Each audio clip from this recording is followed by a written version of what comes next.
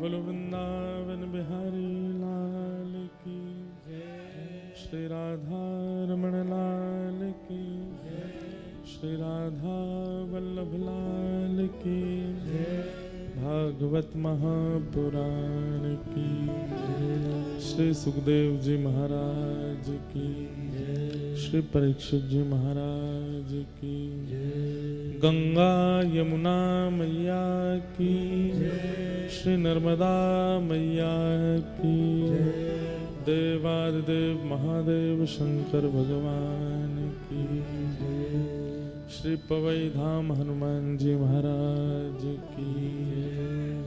राजा रामचंद्र भगवान की जय। सब संतन की सब भक्तन की सब विप्रन की जय जय श्री राधे। जय जय श्री राधे। जय जय श्री राधे। नमः पार्वती पतये हर हर महादेव।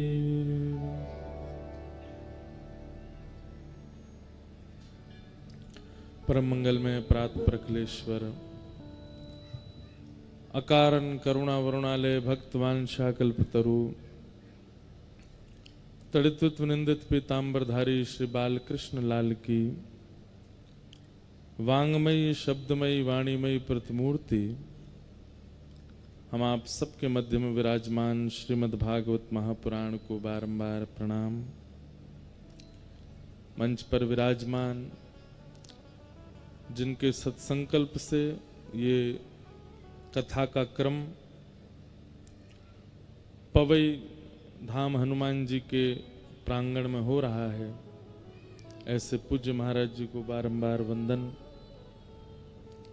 मंच पर उपस्थित श्रीमद् भागवत की सेवा करने वाले व्यास एवं समस्त विप्रवृंदों को प्रणाम। आप सभी श्रोता भाई बंधु मातृशक्ति उपस्थित गंधर्वजन सबको जय श्री कृष्ण। जय सिया राम। जय श्रीमन नारायण। हर हर महादेव। ठाकुर जी की बड़ी कृपा, मां नर्मदा के तट पर बहुत वर्षों के बाद ठाकुर जी के सुंदर यश सुनाने का अवसर प्राप्त हो रहा है।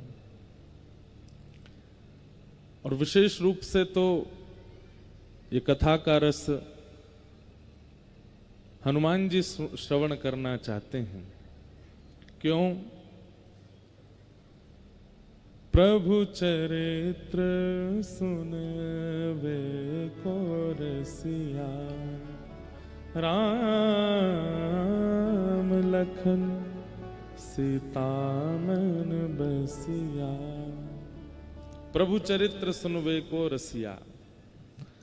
श्री हनुमान जी महाराज को सबसे ज्यादा प्रिय यदि कुछ है तो ठाकुर जी का चरित्र, ठाकुर जी की कथा।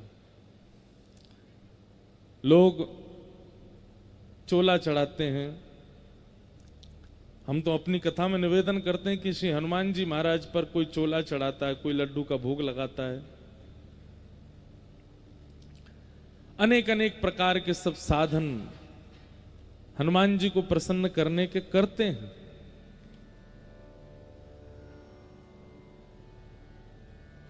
परंतु कथाक्रम कोई नहीं सुनाता।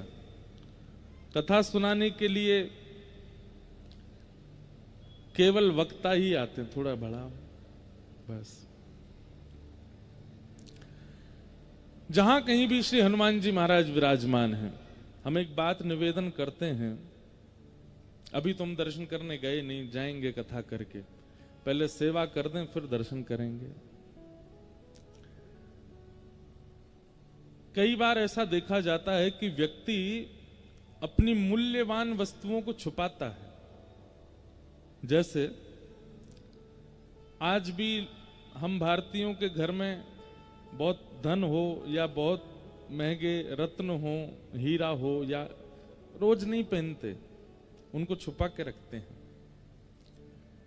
और कई लोग तो इतने ज्यादा लोगों को ब्रह्म में डाल के रखते हैं तो करोड़पति खरबपति, पर अपना पहनावा ऐसा रखते हैं कि बाहर वाला उनको देख के ये सोचता है कि भाई इस पे चाय पीने के भी पैसे होंगे नहीं। ऐसी टी शर्ट पहनेंगे जो 4-5 छेद हो रहे हों, धोती ऐसी पहनेंगे वो रोज ही पहन के आ जाते हों। लोगों को ये लगता है कि भाई ये तो सामान्य व्यक्ति है, परंतु वास्तव में वो बहुत धनवान है, पर वो छुपाता है संसार से। हमारे श्री हनुमान जी महाराज, बहुत ध्यान से सुनिएगा, हनुमान जी का नाम लेते ही लोगों के चित्त में भाव क्या आता है? अनंत बलवंत, बहुत बलवान है। दूसरा भाव क्या आता है? बहुत शक्तिमान है। तीसरा भाव क्या आता है? बहुत बुद्धिमान है। ये सब प्रकाशित हो जाते हैं हनुमान जी के। इसीलिए लोग हनुमान जी के सामने केवल अर्जी लेके ही आते हैं कि हे हनुमान जी हमारी पीड़ा दूर करो, हे हनुमान जी हमारे कष्ट दूर करो, हे हनुमान जी हमारे ऊपर ऐसा अनुग्रह करो, आदि आदि सब भाव कहते हैं। आप लोग वास्तविकता पहचान ही नहीं पाए कि हनुमान जी ने अपना बल, अपना पराक्रम, अपना क्रोध, अपनी ऊर्जा, अपनी बुद्धिमत्ता, उसको प्रकाशित करके भक्ति छुपा रखी है, ताकि आप लोग केवल संसार ही मांग करके चले जाओ, कहीं भक्ति का वरदान ना मांग लो उनसे, क्योंकि वो मूल्यवान है। लेकिन गोस्वामी तुलसीदास जी महाराज ने जो पूरे विश्व को याद है उस हनुमान चालीसा में अंकित कर दिया, प्रभु चरित्र सुनवे को रसिया। रसिया शब्द कोई सामान्य नहीं होता, निपुणता की पराकाष्ठा को कहते हैं। जैसे ये तो पान खाने के रसिया हैं। रसिया मतलब एक तो होता है शौकीन और एक होता है इतना शौकीन कि कुछ दो चाय मत दो लेकिन पान दे दो, उसको रसिया कहते हैं। हमारे ठाकुर जी को ब्रज में क्या कहते हैं? होरी को रसिया, होरी के रसिया। रसिया मतलब होली के समय पर ठाकुर जी प्रसाद भी नहीं पावे चलेगा, शयन भी नहीं करें चलेगा, दूध भी ना पीवें चलेगा, पूरे दिन होरी खिलाए लो। गोप ग्वालन के बीच में बैठ कर के रंग उड़ रहे हैं, ढप बज रही है, मंगल मंगल होली के गीत गाए जा रहे हैं। ठाकुर जी को उसमें बहुत सुख मिलता है, इसलिए उनको होरी के रसिया। रसिया का एक अर्थ यदि करें तो ऐसा है कि उस भाव के आगे बाकी सब फीका, बस वो भाव देते रहो, उसको रसिया कहते। हनुमान जी महाराज ठाकुर जी की कथा सुनने के रसिया हैं। लेकिन अपने भक्ति रूप को हनुमान जी छुपा करके रखते हैं, कहीं कोई की नजर नहीं लग जाए, और प्रकाशित क्या कर देते हैं? यहां पे नारियल बांध दो तुम्हारी ये मनोकामना पूरी होगी, हमारी इतनी परिक्रमा लगा दो तुम्हारे घर लाला हो जाएगा, हमें चोला चढ़ा दो तो तुम्हारे सारे कष्ट दूर हो जाएंगे, हमें ये करो तुम्हें ये हो जाएगा। मतलब केवल संसारी व्यवस्थाएं पूर्ण कराने की प्रकाश कर देते हैं हनुमान जी, भक्ति भाव को छुपा करके रखते हैं, कहीं कोई ये मांग ना ले। लेकिन भैया हनुमान जी का मूल रूप भक्ताग्रगण्य है, भक्ति के अग्रगण्य है। इसलिए हनुमान जी से कुछ मांगिए चाहे मत मांगिए, आज जाकर के या अब कथा सुन ली है, अब ये बात जब समझ में आ गई है तो हनुमान जी से जाकर के कहना है, हे पवन पुत्र हनुमान, हमारे जीवन में कष्ट आएंगे, हमेशा तो आएंगे नहीं, कुछ दिन बाद चले जाएंगे, हम सह लेंगे। हमारे उपलब्धियों में रुकावटें आएंगी, बहुत दिन तक तो रुकावटें नहीं रहेंगी, कभी ना कभी तो ठीक होगा। हम कर्म करके परिश्रम करके अपने सब जीवन को सुखद बना लेंगे, आप तो केवल हमको भक्ति का वरदान दो। जैसा भक्ति भाव आपके चित्त में है, जैसा प्रेम आपके चित्त में है, जैसे राम नाम के प्रति स्नेह आपके चित्त में, वैसा हमारे चित्त में हो जाए।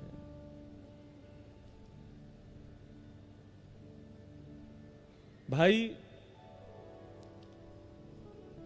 व्यक्ति जिस भाव में निपुण हो उससे वही मांगा जाता है। कोई किसान है और उसके यहां पर चावल की खेती होती है, धान की खेती होती है, तो आप जाकर के उससे धन मांगोगे तो वो कहेगा भाई मैं कहां से दूं, मुझ पे नहीं है धन। लेकिन उससे कह दोगे एक आध बोरी चावल दे दो तो वो दे देगा, क्योंकि उस पे वो है। ऐसे ही बहुत धनवान व्यक्ति के पास आप चले जाओ और वहां जाकर के आप उससे वो वस्तु मांगो जो उस पे है ही नहीं, वो धन दे सकता है, उसके पास वही है। हनुमान जी महाराज भक्तिवान हैं, उनसे भक्ति का वरदान मांगिए। हमने तो आज तक इतने हमारे भारत में जो हनुमान जी के प्रमुख स्थान हैं, सब जगह लगभग कुछ स्थान रह गए हैं, लगभग कथाएं सुनाई हैं हनुमान जी को। और आज हम आपको अब एक बात स्पष्ट रूप से कह दें, कथा प्रारंभ होने से कथा विश्राम तक बस ये 4 घंटे छोड़ के बाकी जो भी हम करते हैं वो हम करते हैं, पर ये 4 घंटा कथा में हमारी वाणी से हनुमान जी बुलवाते हैं। हनुमान जी की कृपा है। हमारे गिरधर लाल जी के प्रति हमारा प्रेम, वृंदावन के प्रति हमारा स्नेह, ब्रज के प्रति जो हमारा प्रेम है, इसमें बहुत बड़ी कृपा श्री हनुमान जी की है। हमारी पूरी कथा भी हनुमान जी सुनते हैं सामने बैठ के। तो इस कथा का मूल भाव तो श्री हनुमान जी को सुनाना है। अभी मंच संचालन जो कर रहे थे वो बोल रहे थे कि हमारी माता जी का नाम भी नर्मदा है। केवल हमारी मां नहीं है, पूरे विश्व की माता नर्मदा है। और केवल विश्व की नहीं है, तीनों लोक देवताओं की भी मां नर्मदा है, उनकी भी वंदनीय। और मानवों की नहीं, देवताओं की नहीं, पवित्र नदियों की भी मां नर्मदा है। हमने एक बार जबलपुर में कथा की थी, तो तब नर्मदा पुराण थोड़ा देखने का अवसर मिला था। एकमात्र नर्मदा जी हैं जिनका पुराण भी है, और कोई नदी का पुराण नहीं, नर्मदा जी का है। तो श्री नर्मदा जी के पुराण में ये पढ़ने में आया कि साल में एक दिन ऐसा आता है कि विश्व की, भारत की समस्त नदियां श्री नर्मदा जी में आती हैं। सबका जल समाविष्ट होता है श्री नर्मदा जी में। जहां का अच्छा, जो सप्तमी आने वाली है, वाह, आगामी जो सप्तमी है उसी में ही वाह गंगा जी आती है। तो गंगा यानी कि समस्त नदी सब गंगा के रूप में ही आती हैं। आगामी सप्तमी कथा में पड़ेगी अपने। तो ऐसी श्री नर्मदा जी हैं, उन्हें हम बारंबार प्रणाम करते हैं। बहुत सुख मिलता है मां नर्मदा के तट पर आकर के। पवई धाम हनुमान जी को बारंबार प्रणाम करते हैं, पूज्य महाराज जी को वंदन करते हैं, आप सबको भावपूर्ण प्रणाम करते हैं। और आइए भागवत के प्रथम दिवस के सत्र में हम लोग प्रवेश करते हैं। सच्चिदानंद रूपाय विश्वोत्पत्त्यादि हेतवे तापत्रय विनाशाय श्री कृष्णाय वयं नुमः। प्रथम दिन महात्म कहने का विधान है। सच्चिदानंद रूपाय, भगवान के 3 रूप बताए गए, सत्य, चैतन्य और आनंद। बहुत ध्यानपूर्वक सुनिएगा, ये बहुत सुगम संयोग है कि आप सब लोग यहाँ बिल्कुल शहर से एकांत में बैठ कर के कथा सुन रहे हैं। जो लोग सुन रहे हैं वो लोग नियमित रूप से सुनिएगा। हमारा भाव ऐसा रहता है कि कथा में केवल कथा का ही भाव सुनाया जाए, अन्य चर्चाएं ना सुनावें। इसलिए आप सब लोग बहुत सावधानी से सुनिएगा।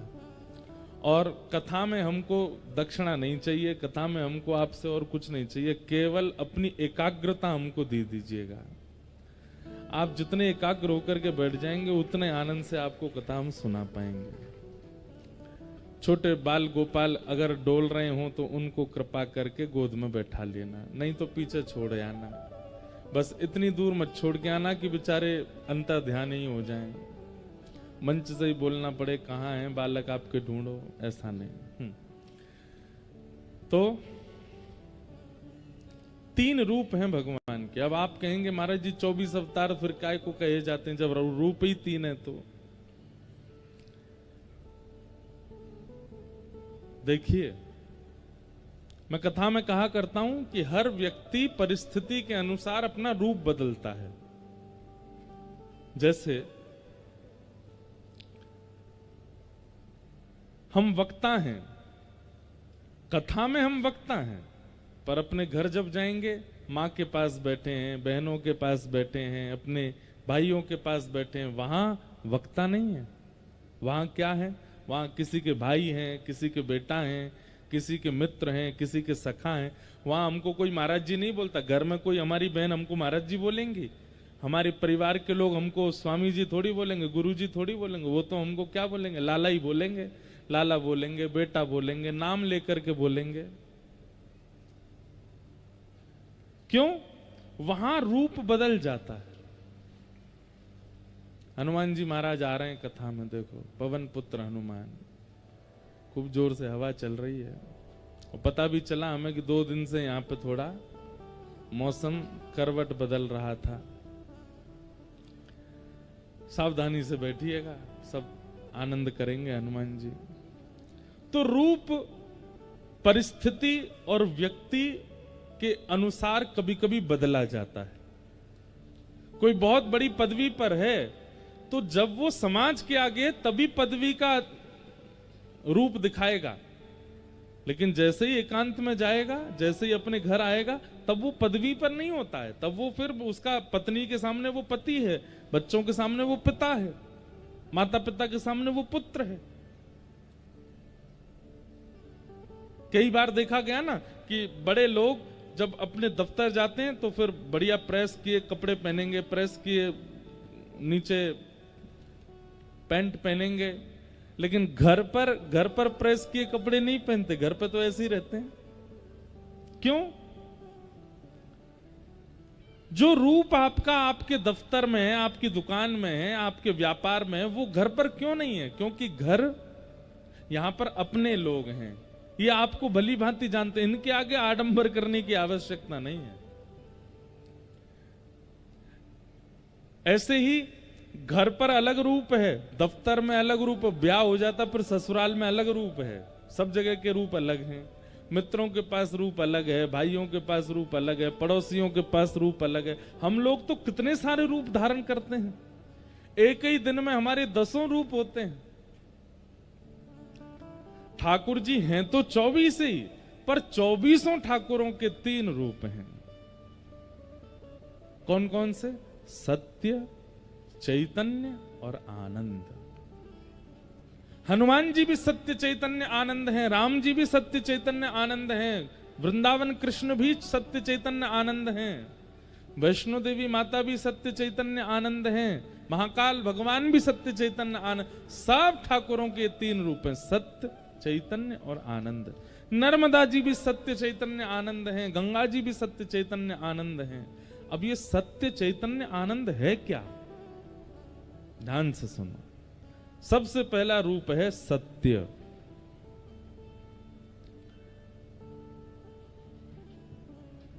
अगर आप हनुमान जी का दर्शन करने जाते हैं और उनके प्रति आपके चित्त में सत्य की भावना नहीं है, सत्य की स्थिति नहीं है, तो आप चाहे कितने भी बड़े पाठ कीजिए, कितने भी अनुष्ठान करा लीजिए, कितना भी भोग लगा लीजिए, आपको हनुमान जी केवल पाषाण ही लगेंगे, कभी अनुभव नहीं होगा उनका। भगवान के प्रति, ईश्वर के प्रति, देवताओं के प्रति, नदियों के प्रति सत्य की भावना सबसे पहले रखनी पड़ेगी कि वो सत्य है। सत्य। दूसरी बात, जिसके सन्मुख जाके, जिसके सामने जाकर के स्वतः अपने आप सत्य मन में प्रकट हो जाता हो, उसे सत्य कहते हैं। दुनिया के आगे आप झूठ बोल सकते हो, दुनिया के आगे आप असत्य संभाषण कर सकते हो। जय हो। हमारे साथ ही बैठे रहियो भैया, हैं भाग मत जाइयो, जोड़ते हवा आवे तो। हम तो उठ नहीं सकते जब तक आरती नहीं हो। प्रेम से आनंद से सब बैठे रहो, जो होगा देखेंगे। सत्य, जिनके सामने सत्य प्रकट नहीं करना पड़ता, अपने आप प्रकट होता है। जैसे पिताजी के सामने अगर आपसे कोई गलती हुई है तो आप सत्य छुपा सकते हो, पत्नी से भी सत्य छुपा सकते हो, बच्चों से भी सत्य छुपा सकते हो, लेकिन ठाकुर जी से सत्य छुपाया नहीं जाता, अपने आप प्रकट हो जाता है। हे हनुमान जी महाराज, पत्नी को नहीं बताया, बच्चों को नहीं बताया, सबसे छुपा, पर आप तो सब जानते हो नाथ, आपसे क्या छुपाएं। हमने ये पाप कर्म किया है, हमसे ये अपराध हो गया है, क्षमा करना भगवान। हनुमान जी आपके पीछे पड़े थे कि मुझे सत्य बताओ, नहीं पड़े थे, फिर भी क्यों बता दिया आपने? क्योंकि उनका स्वरूप ही सत्य है। राम जी का स्वरूप ही सत्य है, श्री कृष्ण का स्वरूप ही सत्य है। मैं कथा में कहा करता हूं, जिससे सत्य छुपाया जाए वो मानव है, लेकिन जिसके सामने सत्य छुपाने में आपको बिल्कुल भी संकोच ना होता हो, समझ जाना या तो वो ठाकुर जी हैं या ठाकुर जी का कोई अंश है, क्योंकि ठाकुर जी का रूप है सत्य।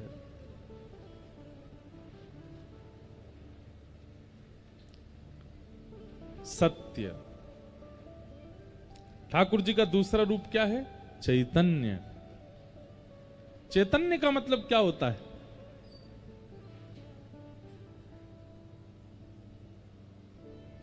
जैसे ये जड़ है, वृक्ष जड़ है, ये पंडाल जड़ है, लोहे की कोई वस्तु ये जड़ है, लेकिन ठाकुर जी जड़ नहीं है। वो पाषाण का विग्रह होते हुए भी जड़ नहीं है, चैतन्य है।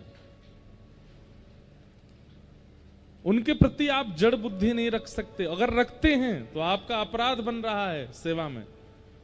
कई लोग शंकर जी को स्नान कराते हैं, बिल्कुल विचार नहीं करते, उनको ये लगता है कि इनको तो रिगड़ दो जोर से। क्यों? आपके मन में ये भाव आता है कि ये तो पाषाण है। आपके मध्य प्रदेश में देवताओं की बड़ी कृपा है, हनुमान जी भी सबसे ज्यादा यहीं पे हैं, शंकर जी भी सबसे ज्यादा यहीं पे हैं, और सबरी देवी भी सबसे ज्यादा यहीं पे हैं। कितने देवियों के स्थान हैं? देवी देवता सबसे ज्यादा भारत में अगर कहीं होंगे तो या तो उत्तराखंड में या मध्य प्रदेश में, और अधिकतर सब एक से एक शक्तियों से युक्त देवी देवता हैं।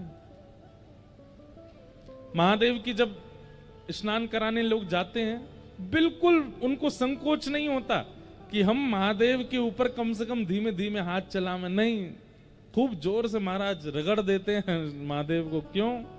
क्योंकि पाषाण बुद्धि है उनके प्रति, उनके प्रति जड़ बुद्धि है हमारी। हम तो कभी पंचामृत अभिषेक करते हैं तो दूध, घी, शही, शर्करा, जैसी शक्कर आती है ना, तो मैं ये चीनी तो डालने ही नहीं देता। हम कहते हैं या तो बूरा लाओ या शक्कर लाओ पिसी हुई, ये निष्ठुर जो बिल्कुल चुभती है, ऐसी शक्कर में डालते ही नहीं कभी।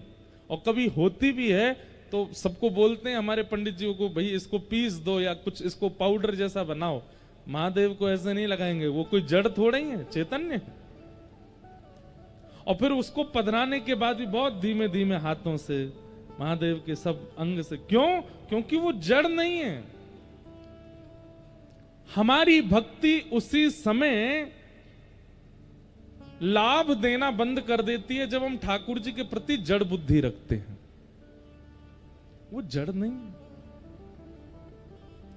एक बात कह दें, बहुत ध्यान से सुनिएगा, आप ठाकुर जी के प्रति अगर जड़ बुद्धि रखते हो, किसी दिन ठाकुर जी ने आपके प्रति जड़ बुद्धि रख ली, हे ठाकुर जी इतनी जोर से धूप क्यों तपतपा रही है, हमारा शरीर जल रहा है। ठाकुर जी कहेंगे बेटा तेने भी तो हमको जड़ ही माना, अब हम भी तो जड़ ही मानने। मूसलाधार बारिश। एक जगह तो बड़ा अद्भुत, शंकर जी के मंदिर में पाइप लगा हुआ था, बाहर बोरिंग वाला पानी, वो पाइप से शंकर जी को निभा रहे थे।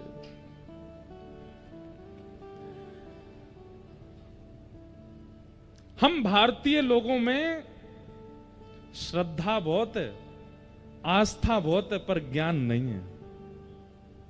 और ऋते ज्ञानान न मुक्ति, इसीलिए हमारे शास्त्र कहते हैं कि ज्ञान के बिना जब आप सेवा में जाते हो तो कहीं ना कहीं मुक्ति में बाधा बनती है। अब देखो, इसमें दो पक्ष हैं।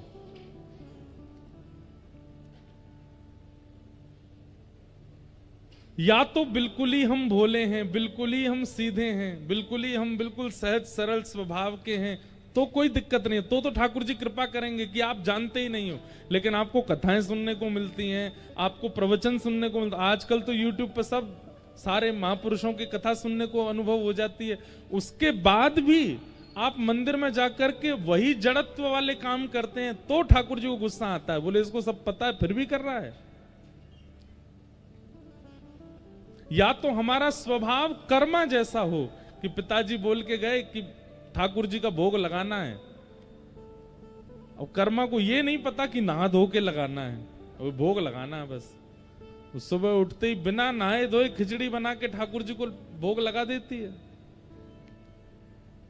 अब उसको कौन समझाए कि भाई शुद्धता का ध्यान रख, स्नान कर ले, नए कपड़े पहन, बिल्कुल हाथ खासा करके तब भोग बना। भोली है, नहीं जानती है, बिना नहाए धोए बना देती है। अपने दांतुन से ही ठाकुर जी की खिचड़ी चला भी देती है और ठाकुर जी के आगे धर भी देती है। और उसकी खिचड़ी खाने श्री जगन्नाथ भगवान दौड़ते हैं। क्यों? क्योंकि वो भोली है, उसको पता नहीं है, वो जानती नहीं है। पता नहीं है, भोलेपन में, बिल्कुल सीधे सरल सहज स्वभाव में आप ठाकुर जी की सेवा में कुछ कर देते हैं जो शास्त्रों से विमुख है। ठाकुर जी नाराज नहीं होते उसमें। छोटा बालक, मेहमान घर में आते उसको 500 रुपया दे देते हैं तो बालक पकड़ लेता है, और पकड़ते ही अब घर के बड़े लोग तो देख रहे हैं 500 रुपये आए हैं, ये मेहमान जाए तो इससे हम ले में, ये क्या जाने 500 रुपये की कीमत। लेकिन वो छोटा बालक क्या करता है, 500 रुपये लेते ही मुंह में ले लिया या फाड़ दिया। तो बड़े लोग उस पर गुस्सा थोड़ी होते हैं, क्यों? अबोध है, जानता नहीं है। लेकिन 20 वर्ष के बालक को 500 रुपया दिया गया और 20 वर्ष का बालक उसको खावे और फाड़े तो क्या होगा? घर के लोग कहेंगे रुक जा तारी के तो बता, मैं इधर आ, जानता नहीं 500 रुपए हैं ये, इतना भी नहीं पता तुझको। ठीक वैसे ही अगर हम अवोध स्थिति में हैं मन से और बुद्धि से, ठाकुर जी की सेवा में हमसे कोई चूक होती है ठाकुर जी क्षमा करते हैं। लेकिन हम बाहर तो बड़े चतुर हैं, पैसा लेना है किसी से तो हमको चतुराई आ जाती है, किसी के साथ छल करना है तो हमको चतुराई आ जाती है, किसी के साथ कपट करना है तो हमको चतुराई आ जाती है, किसी से ईर्ष्या करने में हम पीछे नहीं हटते। और जब ठाकुर जी की सेवा में जाते हैं तो हम तो बोले हैं, हम तो कुछ जानते नहीं है। महादेव उस समय अपना त्रिशूल पहनाते हैं, बोले रुक जा मिल मुझे किसी दिन। बाहर के लिए इतना चतुर बनता है, यहां पे आके कहता बोला हूं मैं। या तो अत्यंत सरल सहज स्वभाव हो हमारा, बाहर भी वैसे हैं भीतर भी वैसे हैं, तो संभव है। लेकिन यदि संसार के लिए चतुराई है और ठाकुर जी के आगे भोले बनने का प्रयास करते हैं, ठाकुर जी दंड देते हैं। चैतन्य, ठाकुर जी को चैतन्य मानिए, वो जड़ नहीं है, वो पाषाण में व्यवस्थित होकर के विराजमान हैं। अपने भक्ति भाव से प्रेम भाव से उनको चैतन्य करो, चैतन्य मानो। तो पहला स्वरूप ठाकुर जी का सत्य, दूसरा स्वरूप ठाकुर जी का चैतन्य, और तीसरा स्वरूप ठाकुर जी का आनंद। आप लोग कथा में बैठे हो, अभी थोड़ी आंधी सी आई, लेकिन आप सब लोग फिर भी प्रसन्न मुद्रा में सुन रहे हो। 2-4 लोग इधर उधर देखने लगे थे, बाकी सब सुन ही रहे थे। क्यों?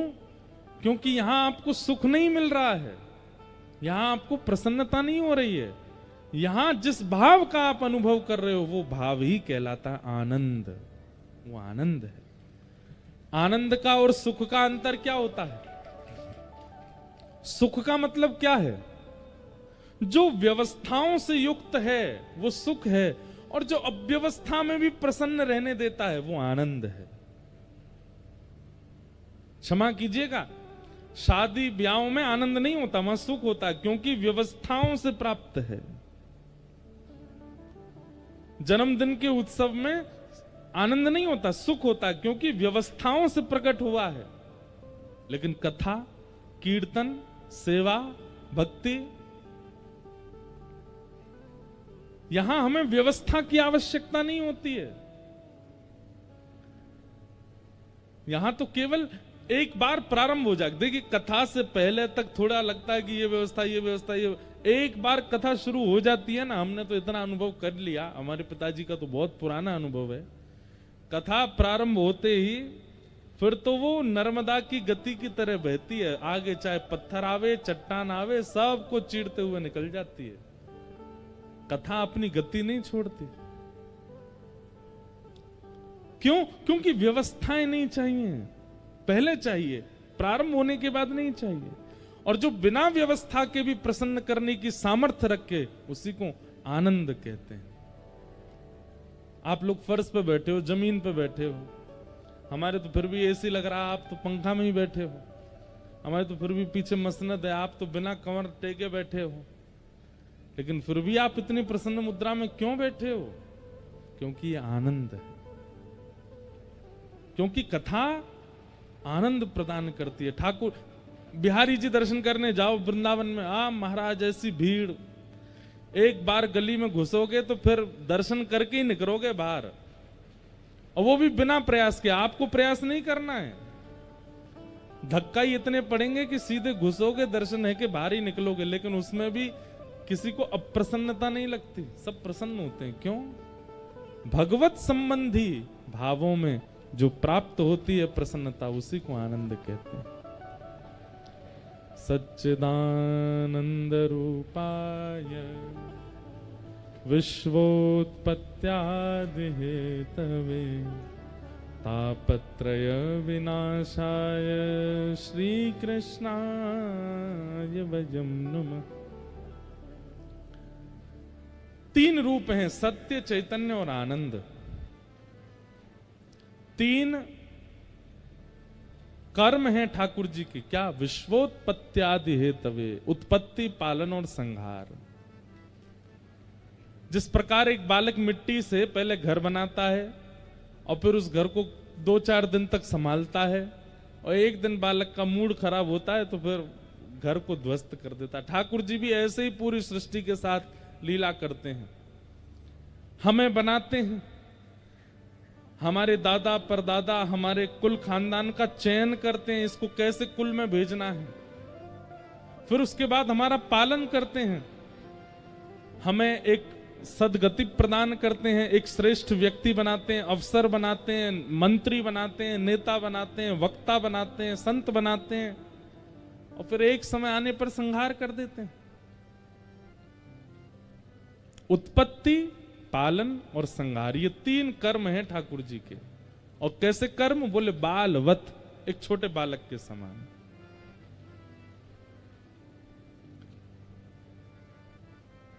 तीन गुण हैं, तापत्रय विनाशाय श्री कृष्णाय वयं नमः।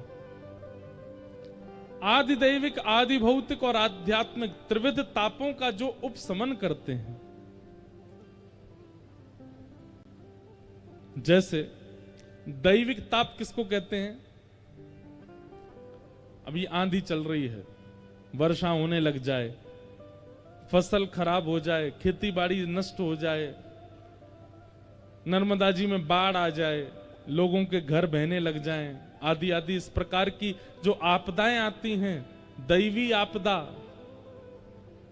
अच्छा, ये तो हो गई सार्वभौम आपदा। तो कई बार ऐसा होता है कि किसी किसी विशेष घर में भी दैवी आपदाएं आती हैं। तीन प्रकार के ताप हैं हमारे जीवन में, तीन ही प्रकार के कष्ट हैं, दैविक, दैहिक, भौतिक तापा। एक तो देवताओं के द्वारा दिया गया ताप, दूसरा दैहिक ताप, अपने ही तन से प्राप्त हुआ ताप। किसी को लंग्स की बीमारी हो गई, किडनी की बीमारी हो गई, ब्रेन की बीमारी हो गई, अंदर पेट की बीमारी हो गई, पैर खराब हो गए, हाथ खराब हो गए, कुछ भी, मन खराब हो गया, बुद्धि खराब हो गई। और तीसरा ताप होता है किसी व्यक्ति के द्वारा दिया गया ताप। भाई से नहीं बनती, पत्नी से नहीं बनती, माता पिता से नहीं बनती, बच्चों से नहीं बनती, इनसे लड़ाई करते हैं, उनसे लड़ाई, उनको जीवन में कोई कष्ट नहीं है, शरीर उनका ठीक है, दैविक ताप भी नहीं है कोई उनके जीवन पर, वो 24 घंटा चिंता में क्यों रहते हैं? उससे मेरा संबंध खराब हो गया है। किसी अन्य के द्वारा दिया गया ताप, ये तीन ही ताप हैं पूरे विश्व में, या तो देवताओं के द्वारा दिया गया ताप, या स्वयं के शरीर से उत्पन्न हुआ ताप, या किसी अन्य व्यक्ति के द्वारा दिया गया ताप। लेकिन यहां क्या कहते हैं? तापत्रय विनाशाय श्री कृष्णाय वयं नमः। इन तीनों तापों को खत्म नहीं करते ठाकुर जी। एक बात बहुत ध्यान से सुनिएगा हमारी, इधर देखो सब लोग। इस पृथ्वी पर आए हैं तो ताप तो जीवन में आएगा, ताप से नहीं बच सकते आप। शारीरिक ताप भी, मीराबाई के जीवन में ताप नहीं आया, बहुत ताप आए। बाल्यकाल से ही श्री कृष्ण को अपना पति मानती थी, लेकिन माता पिता ने जबरदस्ती भोजराज के साथ विवाह कर दिया। भोजराज के साथ विवाह करके गई तो वहां ससुराल में सब लोग उनके विपरीत, ननद विपरीत, सासू मां विपरीत, देवर विपरीत, सब विपरीत। और कुछ ही महीने निकले थे ब्याह के, जिनसे ब्याह हुआ उनके प्राण चले गए।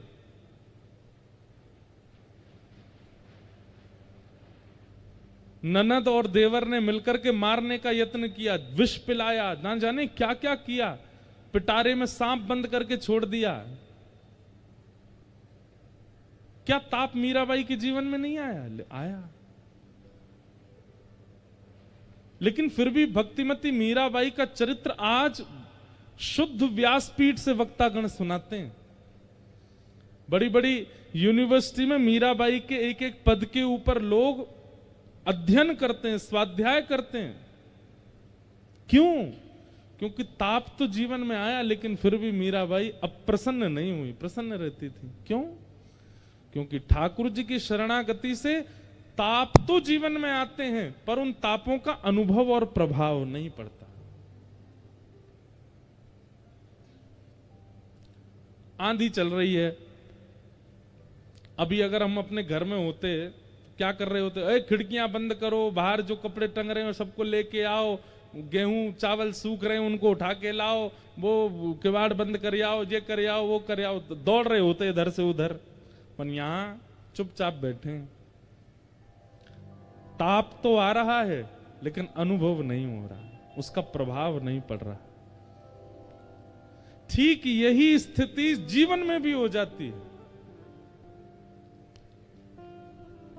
एक कथा सुनाते हैं, सुनो। महाराष्ट्र में एक संत हुए श्री तुकाराम जी महाराज। क्या नाम था? जो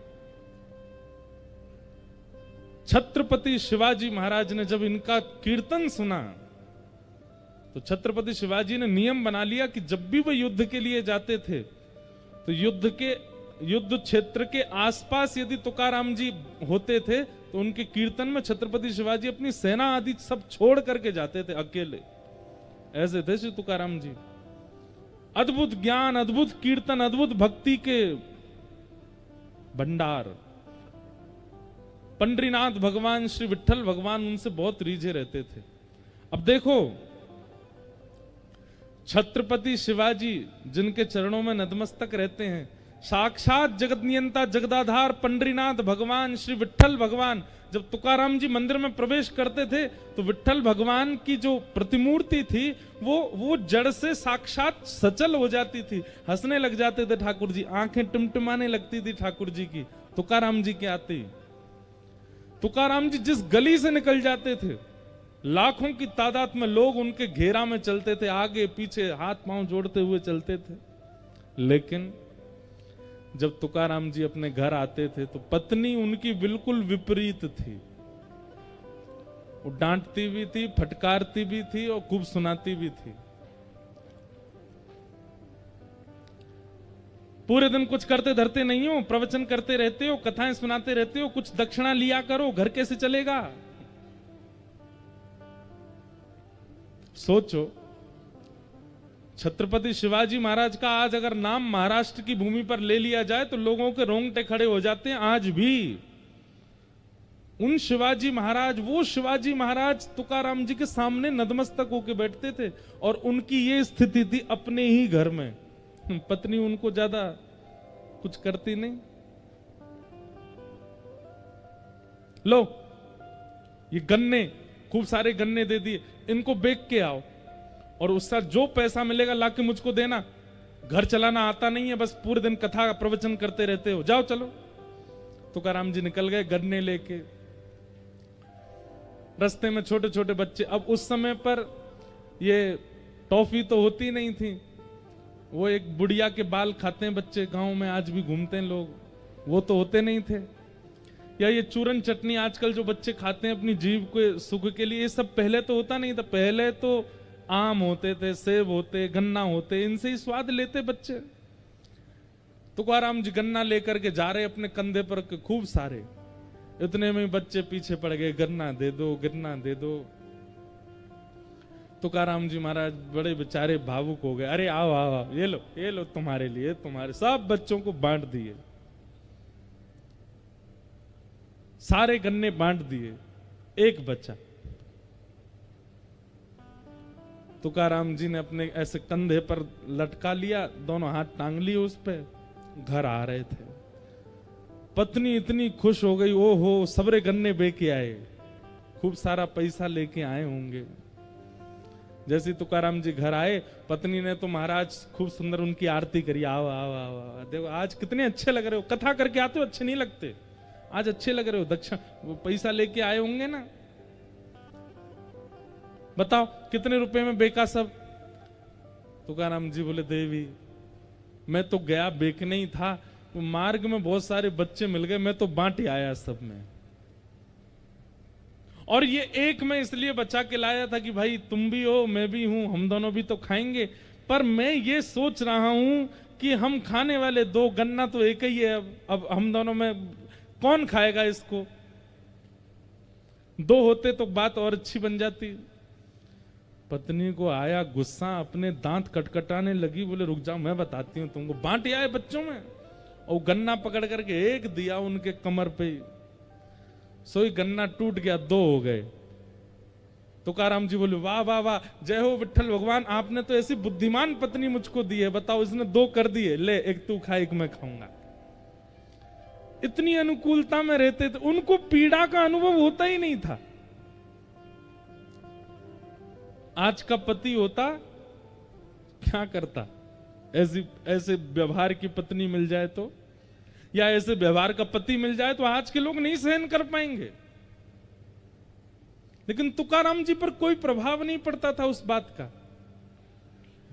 अब इसका उत्तर क्या है, क्यों नहीं पड़ता था? तो अभी सीधी बात तो यह है कि तुकाराम जी भगवान के भक्त हैं इसलिए उनको लेकिन ऐसे नहीं ना, कोई बात ऐसी बताई जाए जिससे ये प्रमाणित हो जाए कि तुकाराम जी को प्रभाव नहीं होता था।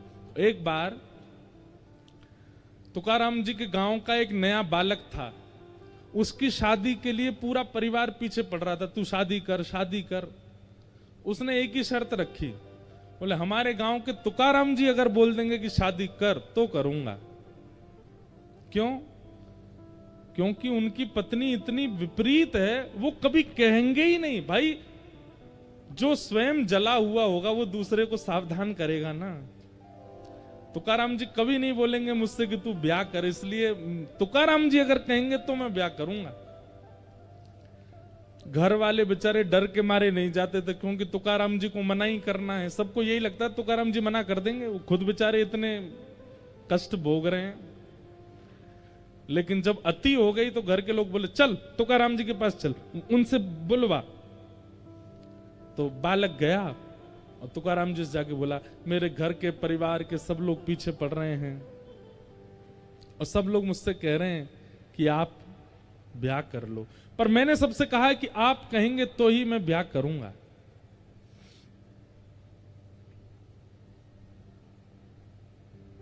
आप बताइए ना, मैं ब्याह करूं कि नहीं करूं।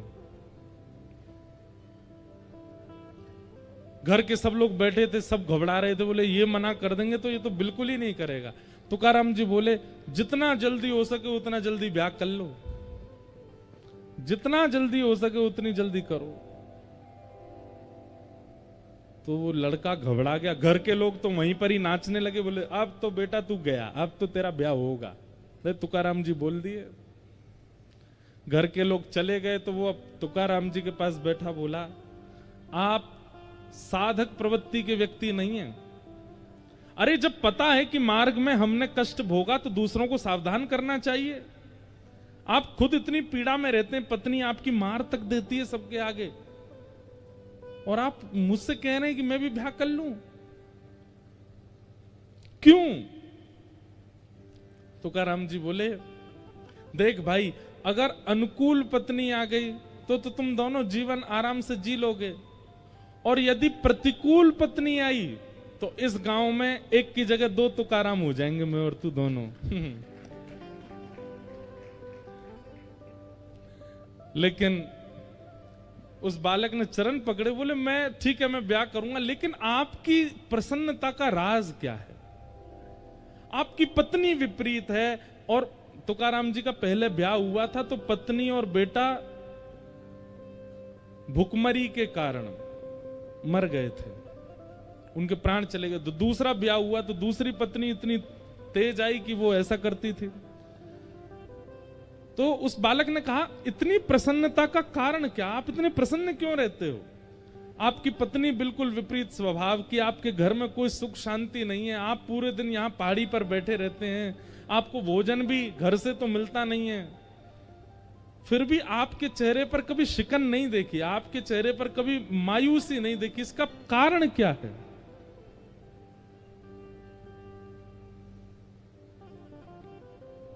संतों का उत्तर देने का तरीका बड़ा विचित्र होता है।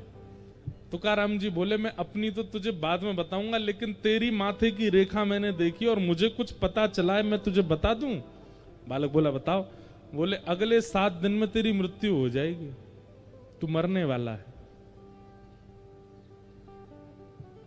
बालक घबरा गया, बोले ये क्या कह रहे हैं आप? बोले मैं सही कह रहा हूं, तेरे पास केवल 7 दिन बचे, अपना समय व्यर्थ मत गवा। जितनों से तेने लड़ाइयां कर ली हैं सबसे क्षमा मांग ले, सब कुछ व्यवस्थित कर ले, और भाई तेरे पास 7 दिन बचे हैं, अपना जीवन जितना हो सके इन 7 दिनों में व्यवस्थित कर लियो, कभी भी प्राण चले जाएंगे 7वें दिन। अपना प्रश्न तो सब भूल गया। वो लड़का दौड़ा, रात में जाकर के स्नान किया, माता पिता को प्रणाम किया, बहनों को गले से लगावे, भाइयों को हृदय से लगावे, जितनों से उसकी बैर थे सबके पास गया। बोले भैया मुझे क्षमा कर दो, मैंने तुमसे बैर किया। सब लोग कहते ये हो क्या गया, किसी को बताता था नहीं कि क्या होने वाला उसके साथ। अब स्थिति ये हो गई कि घर में मां भोजन बनाती है, दाल में नमक नहीं पड़ा, खा लेता है चुपचाप, कहता नहीं है। पहले इतना टोकता था इसमें नींबू डालो, नमक डालो, मिर्च डालो, अब जैसा मिल जाता है पा लेता है। उसके भाई बंधु कभी लड़ने आ जाते हैं तो सबके आगे क्षमा मांग लेता है, बोले भैया तुमको जो चाहिए ले जाओ, मुझसे लड़ो मत। कभी उसको बहुत कोई स्नेह देता तो भी उस पर फर्क नहीं पड़ता, कोई उसको बहुत कष्ट देता गया, बोले नाथ दिन है, अब बताइए मेरे प्राण कब निकलेंगे और मैं क्या करूं अब?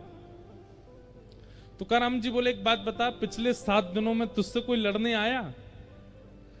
बोले आए तो थे लेकिन मुझको याद नहीं, क्योंकि मैंने दिमाग में ज्यादा लिया नहीं। लड़ने आ रहे थे भाई बंधु लोग, मैं कहता भाई लड़ो, मतलब क्या लड़ने के लिए, कहां जाऊं मैं, मेरा प्राण निकलने वाले हैं। तुकाराम जी बोले पिछले 7 दिन में तेरा किसी ने बहुत सम्मान किया। बोले वो भी सम्मान भी किया, पर कहां अच्छा लग रहा था सम्मान, बस ये लग रहा था 7 दिन में प्राण चले जाएंगे, भाई क्या करूं। अच्छा एक बात बता, परसों माँ ने घर में क्या बनाया था। बोले दाल चावल। दाल में नमक वमक कैसा था, सब ठीक था। बोले कुछ याद नहीं है मुझको, जैसा बना मैंने खा लिया, मुझे तो बस यही लग रहा था प्राण जाने वाले हैं। तुकाराम जी बोले मेरी प्रसन्नता का राज यही है,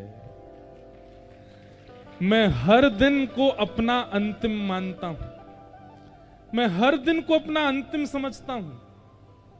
कोई मुझसे लड़ने आता है तो मैं विचार करता हूं मेरे क्या पता अगले क्षण मेरे प्राण चलेगा, इससे बैर क्यों करूं।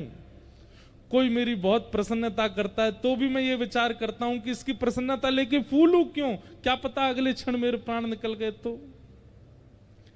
पत्नी मुझे मारती है, भोजन नहीं देती, या भोजन देती है तो जला हुआ दे देती है, मैं पा लेता हूं, कुछ कहता क्यों नहीं हूं, क्योंकि मुझे लगता है मेरा अंतिम क्षण हो सकता है, मेरा कोई भी समय मेरे प्राण जा सकते हैं, इसलिए मैं ये सब संसार के व्यवहार में पड़ता ही नहीं। बालक चरणों से लिपट गया, बोले भगवान आपने कृपा कर दी, आपने जीवन का सूत्र दे दिया।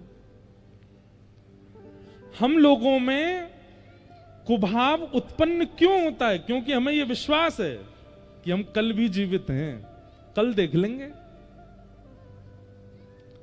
हम लोगों में सम्मान के प्रति इतनी रुचि क्यों है, क्योंकि हमें विश्वास है कि कल और मिल सकता है। सम्मान के प्रति रुचि और अपमान के प्रति क्रोध, या जितने भी विकार हमारे चित्त में आते हैं वो केवल इसलिए आते हैं क्योंकि हमें विश्वास है कि हम जीवित रहने वाले हैं।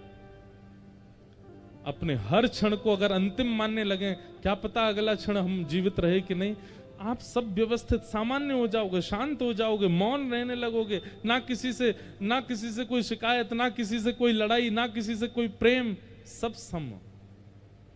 एक सूत्र है। ठाकुर जी जब जीवन में आते हैं तो विपत्तियां कम नहीं होती, पर विपत्तियों का प्रभाव खत्म हो जाता है।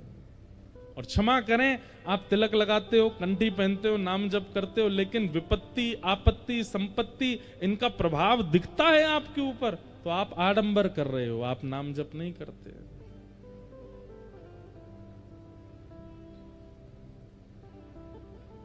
तापत्रय विनाशाय श्री कृष्णाय वयं नमः।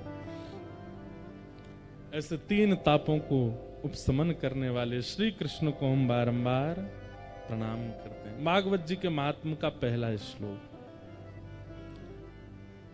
ब्रज के नंद लाला राधा जी के सांवरिया, सब दुख दूर हुए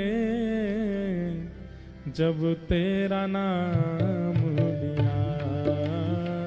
ब्रज के नंद लाला राधा जी के सांवरिया, सब दुख दूर हुए। करताल बजा के गाओ। तेरा नाम लिया। ओ ब्रज के नंद लाला राधा जी के सांवरिया, सब दुख दूर हुए जब तेरा नाम लिया। ब्रज के नंद लाला राधा जी के सांवरिया, सब दुख दूर हुए जब तेरा नाम लिया। सब दुख दूर हुए जब तेरा नाम लिया। सब दुख दूर हुए जब तेरा नाम लिया। ओ मीरा पुकारे तुम्हें, गिरधर गोपाला, मीरा पुकारे तुम्हें गिरधर गोपाला, मीरा पुकारे तुम्हें गिरधर गोपाला, मीरा पुकारे तुम्हें गिरधर गोपाला, ढल गया अमृत में विष का भरा प्याला, भर गया अमृत में विष का भरा प्याला, विष का भरा प्याला, कौन मिटाए उसे जिसे तूने राख लिया, सब दुख दूर हुए जब तेरा नाम लिया, सब दुख दूर हुए जब तेरा नाम लिया, ओ सब दुख दूर हुए जब तेरा नाम लिया, सब दुख दूर हुए जब तेरा नाम श्री राधा रमण लाल की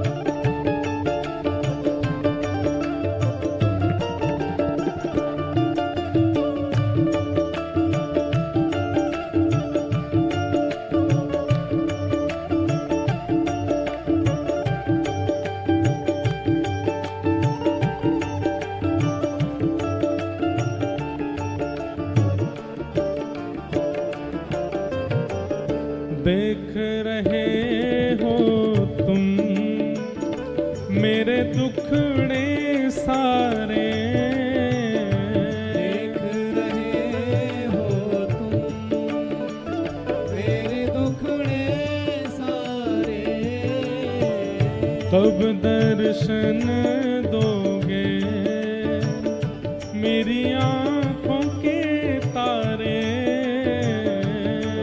दर्शन दोगे तेरी आँखों के तारे, ओ मेरी आँखों के तारे, अधर पे मुरली है कांधे पे कामरिया, सब दुख दूर हुए जब तेरा नाम लिया, सब दुख दूर हुए जब तेरा नाम लिया, ओ सब दुख दूर हुए जब तेरा नाम लिया, सब दुख दूर हुए जब तेरा नाम लिया, ओ ब्रज के नंद लाला राधा जी के सांवरिया, सब दुख दूर हुए जब तेरा नाम लिया, सब दुख दूर हुए जब तेरा नाम लिया, हाँ, सब दुख दूर हुए जब तेरा नाम लिया, सब दुख दूर हुए जब तेरा नाम, गोविंद मेरो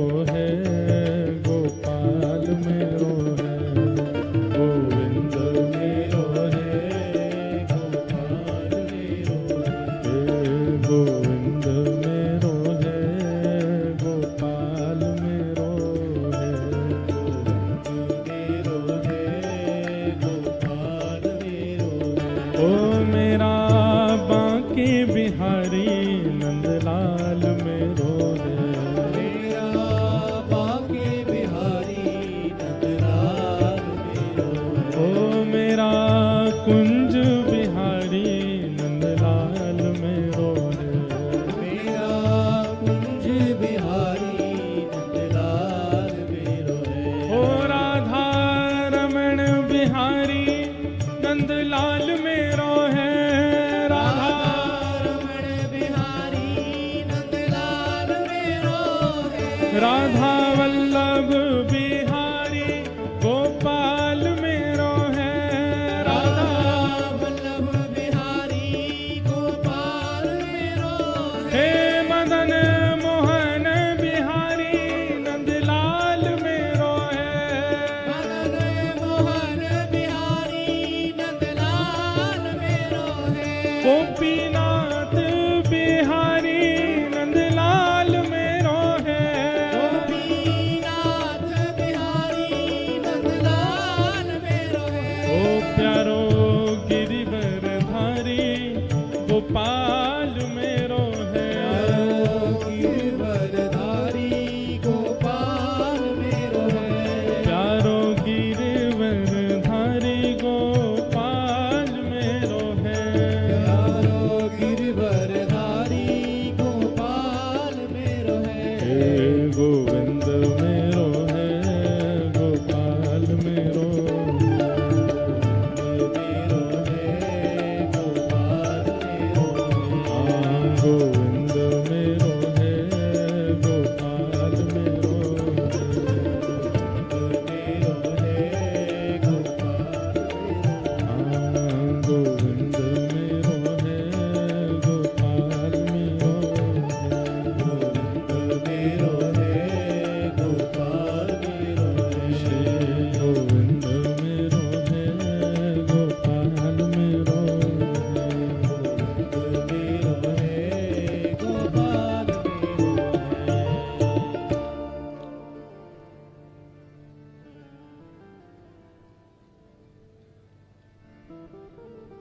सच्चिदानंद रूपाय विश्वोत्पत्त्यादि हेतवे तापत्रय विनाशाय श्री कृष्णाय वयम नमः।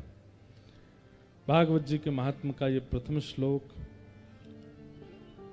महात्म की चर्चा सुनाते हुए श्री सुखदेव जी महाराज, सूत जी महाराज सौनकादि ऋषियों को कहते हैं। सौनकादि ऋषियों ने मानव कल्याण के प्रश्न पूछे, तब सूत जी महाराज कहते हैं कि हे नाथ, आप लोगों के जो ये प्रश्न हैं इसका उत्तर एक ही समझ आता है। प्रीति सौनक चित्ते ते यतो विच्मी विचार्य च सर्व सिद्धांत निष्पन्नम संसार भयनाशनम। जब तक संसार भय मुक्त नहीं होगा, हम सबको एक भय सताता है। और वो भय क्या है? कहीं मुझे कुछ हो ना जाए, उससे पहले मुझे धन कमाना, उससे पहले मुझे ऐश्वर्य की प्राप्ति करनी, यश की प्राप्ति करनी। एक मृत्यु का भय सबके चित्त में बैठा रहता है। अच्छी बात है कि मृत्यु का भय बैठा, पर मृत्यु के भय से व्यक्ति भगवत स्मरण नहीं करता, बाकी सब करता है। कहीं मेरे प्राण ना चले जाएं, उससे पहले मैं वहां घूम आऊं। मेरे प्राण ना चले जाएं, ये तो देख लूं, ऐसा तो खा लूं, ये तो पी लूं, ऐसा कर लूं। अरे कहीं प्राण ना चले जाएं, उससे पहले भगवत दर्शन कर लूं। ये चिंता क्यों नहीं होती हमारी? जितने भी भक्त साधकों की कथा व्यासमंच से कही जाती है, वे जो भी भक्त हैं उनकी चिंता का एक ही कारण था कि कहीं मेरे जीवन के कुछ ही दिन शेष रह गए, भगवत दर्शन किए बिना मैं यहां से चला ना जाऊं। नेत्र ना होते हुए भी सूरदास जी को दर्शन हो गए। विपरीत परिस्थिति होते हुए भी गोस्वामी तुलसीदास जी को दर्शन हो गए, क्योंकि उनकी चिंता का कारण क्या है कि कहीं हमारे प्राण ना चले जाएं, उससे पहले मुझे ठाकुर जी का साक्षात्कार करना है।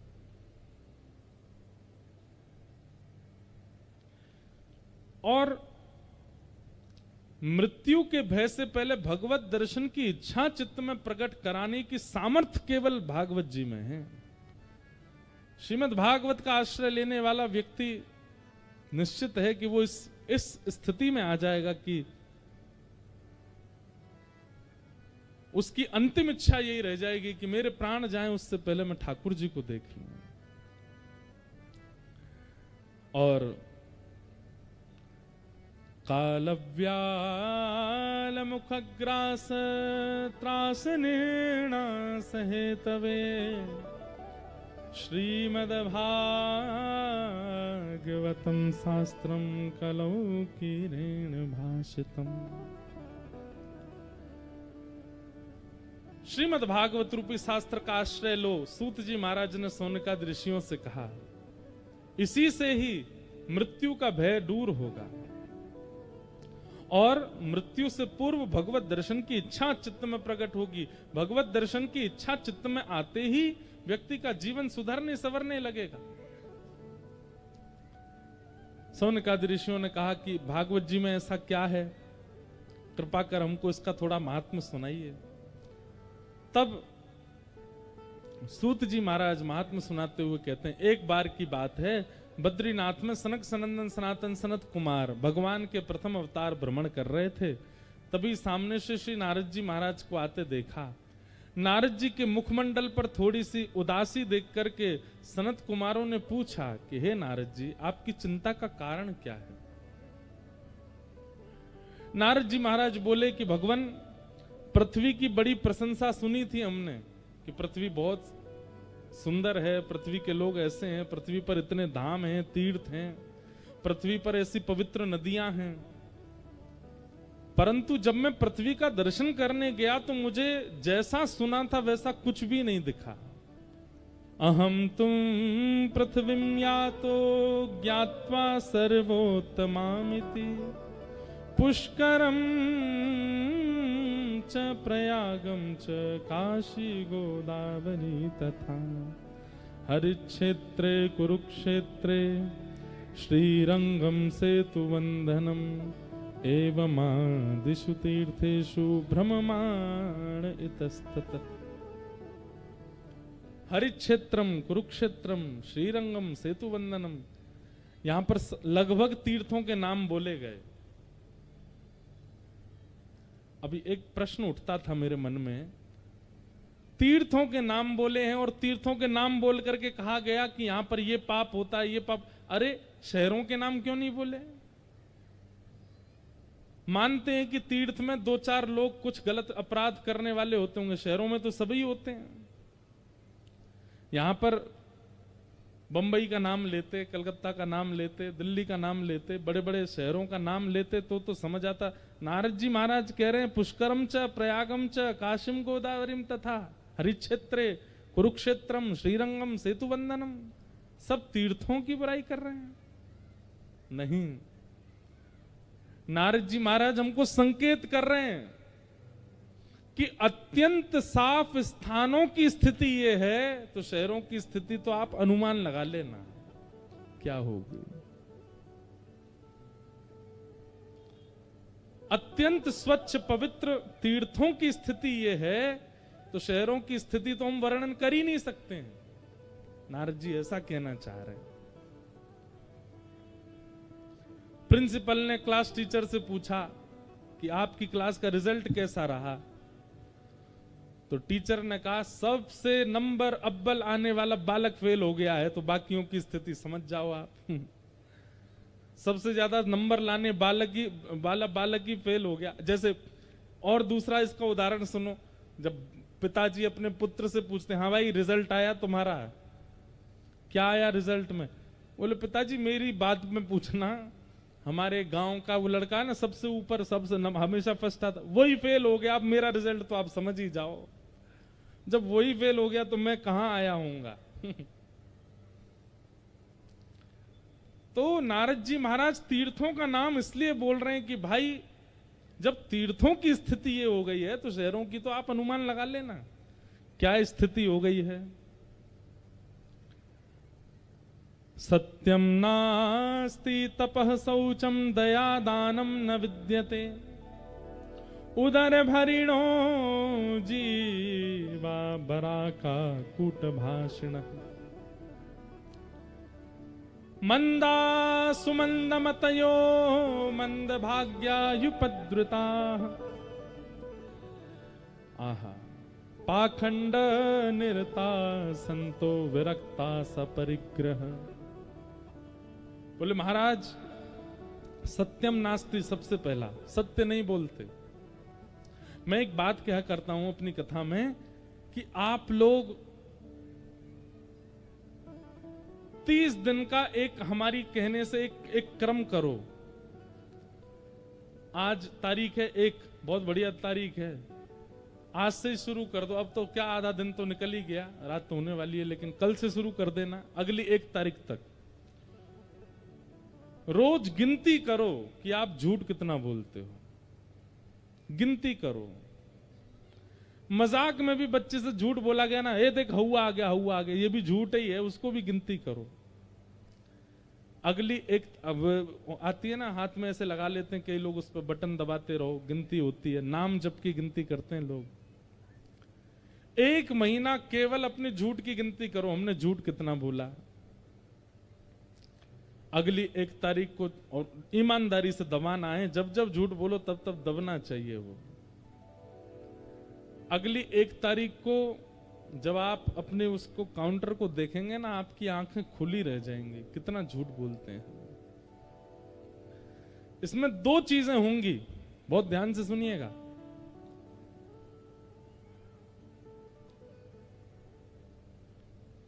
हम लोग अपने अपराधों की गिनती नहीं करते, इसीलिए अपराध बहुत ज्यादा होते हैं हमसे। अगर व्यक्ति रोटी गिन के खाने लग जाए ना तो 2-3 में पेट भर जाता है, बिना गिने खाए तो 6-6 खा लेता है। हम लोगों ने गिनती किसकी करनी प्रारंभ कर दी? नाम की, नाम जप की गिनती करते हैं, पुण्यों की गिनती करते हैं, दान की गिनती करते हैं, इसीलिए वो कम ही होते हैं हमसे, ज्यादा नहीं होते।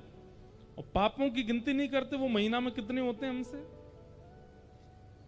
बहुत बड़ा दानवीर हो जबलपुर का या आपके इस गांव का, महीना में 1 ही दिन खजाना खुलता होगा उसका दान करने का, लेकिन पाप रोज खुलता उसका। तो क्यों? क्योंकि दान की गिनती है, नाम जप की गिनती है, सेवा की गिनती है,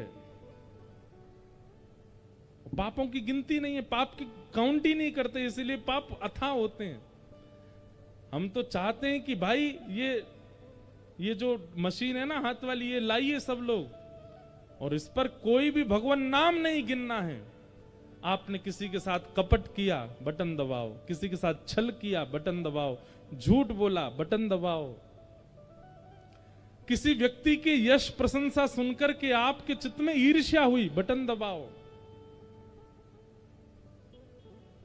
इससे होगा क्या? 1 महीना बाद जब आप देखोगे ना तो आपको खुद से घिन आएगी कि मैं हूं, मैं ये सब करता हूं। कोई 2 नंबर का पैसा, कोई छल कपट का पैसा देने आया हो, आप धर लेते हो, दबाओ। इससे 2 चीजें होंगी। 1 महीने बाद जब आप अपनी संख्या देखेंगे तो आप में परिवर्तन की इच्छा प्रकट होगी। और दूसरी बात, जब हाथ में काउंटर लगा लोगे ना तो झूठ बोलने से पहले वो काउंटर आपके हाथ में भार प्रकट कर देगा। तुम बोलोगे तो दबाना पड़ेगा, तो बोलने से पहले ही रुक जाओगे। किसी के साथ कपट करने जाओगे तो कपट करने से पहले वो भारी हो जाएगा हाथ में। भाई मैंने कसम खाई है, दबाना तो है, और कपट भी मैं कर रहा हूं, कपट होगा ही नहीं। किसी पर क्रोध करने, पत्नी ने कुछ अनुचित कृत्य कर दिया, क्रोध आया तो भारी हो जाएगा, बोले देख लेना, दबाना पड़ेगा। कहीं ना कहीं आप उससे बचोगे। हम ये नहीं कहते कि आप 100% बच जाओगे, पर हां, जो 100% है उसकी तादाद कम से कम 60% तक तो आ जाएगी, उतने बच जाओगे। लोगों ने गिनतियां, हमसे लोग पूछते हैं कितनी कथा हो गई, हमने आज तक गिनी नहीं है कितनी कथा हो गई, आज तक नहीं गिनी। हमारे पूज्य पिताजी महाराज की गिनती है उनकी गिनती इसलिए क्योंकि वो श्रेष्ठ हैं, वो पचा भी सकते हैं कि भाई 1500 कथा हो गई, उनको मान नहीं होगा, हम तो बालक हैं, हमको अगर पता चल जाए हमारी इतनी कथा हो गई तो मान हो जाएगा, इसलिए गिनती नहीं करते। हाँ, किस कथा में इतनी संख्या में लोग की निकलना ही, अब मैं जाता अगर बोल के कि मैं जा रहा हूं तो कितनों को लग जाती, पीड़ा होती। जैसे झूठ बोल के निकलना पड़ा कि हम अभी आ रहे हैं, प्रसाद पाके मंच पे आ रहे हैं, आप लोग हिलना नहीं। और एक महाराज जी आए, उनको मंच पे बैठा के प्रवचन कराने लग गए, सब लोग यथा योग्य बैठे रहे, हम चुपचाप पीछे से गाड़ी से एयरपोर्ट निकल गए। अभी उसका अपराध तो लगेगा हमको कि भाई इतने वैष्णव आशा लगा के बैठे और आप चले गए, पर वो भी उनकी भलाई के लिए था। लेकिन हमको लगता है कि उसका प्रायश्चित करना पड़ेगा कि इतने वैष्णवों को कष्ट दिया। कई बार होता है ऐसा, कुछ ना कुछ होता है, तो उनकी गिनती है, और वो गिनती कहीं ना कहीं वह पाप कर्म करने से या अपराध करने से रोकती है। हमने अपने अपराधों की गिनती नहीं की। व्यक्ति को, जैसे हम जाते हैं ना, नए नए नगरों में जाते हैं तो नगर सेठ आते हैं, कई लोग मिलने आते हैं, महाराज जी हर महीना वृंदावन जाता हूं मैं, हर महीने गिरिराज जी की परिक्रमा लगाता हूं, एकादशी मेरी व्रज में ही निकलती है। कई लोग गिनाते हैं अपना कि हम ये करते हैं, ये करते हैं, ये करते हैं। कभी किसी व्यक्ति ने ये नहीं कहा आकर के हमसे कि महाराज जी महीना में इतने लोगों के साथ कपट करता हूं मैं, इतनों के साथ छल करता हूं, पत्नी के साथ रोज गुस्सा करता हूं, बच्चों पे ऐसे प्रहार करता हूं, पड़ोसी से लड़ता हूं। क्यों? पापों की और दुष्कर्मों की गिनती नहीं करते, इसीलिए वो बढ़ते ही जा रहे हैं। और पुण्यों की गिनती प्रारंभ कर दी, इसीलिए वो एक ही होता है महीना में।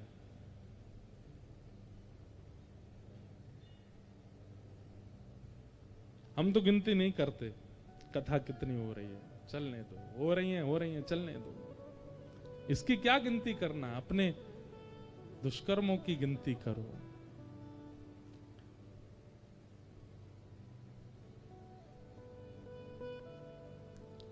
सत्यम नास्ति तपः शौचम दया दानम न विद्यते उदर भरिणो जीवा। नारद जी कहते हैं यहां सत्य नहीं बोलता कोई भी, यहां तपः नास्ति शौचम नास्ति, कोई तप नहीं करता, कोई पवित्र नहीं रहता। इस पृथ्वी पर सब लोग बिल्कुल विचित्र हैं। व्यक्ति दो दो बार नहाते हैं पृथ्वी के लोग, इधर देखो ध्यान से सुनना, दो दो बार स्नान करते हैं, सुबह भी और शाम को भी, लेकिन मन इतना मलिन है।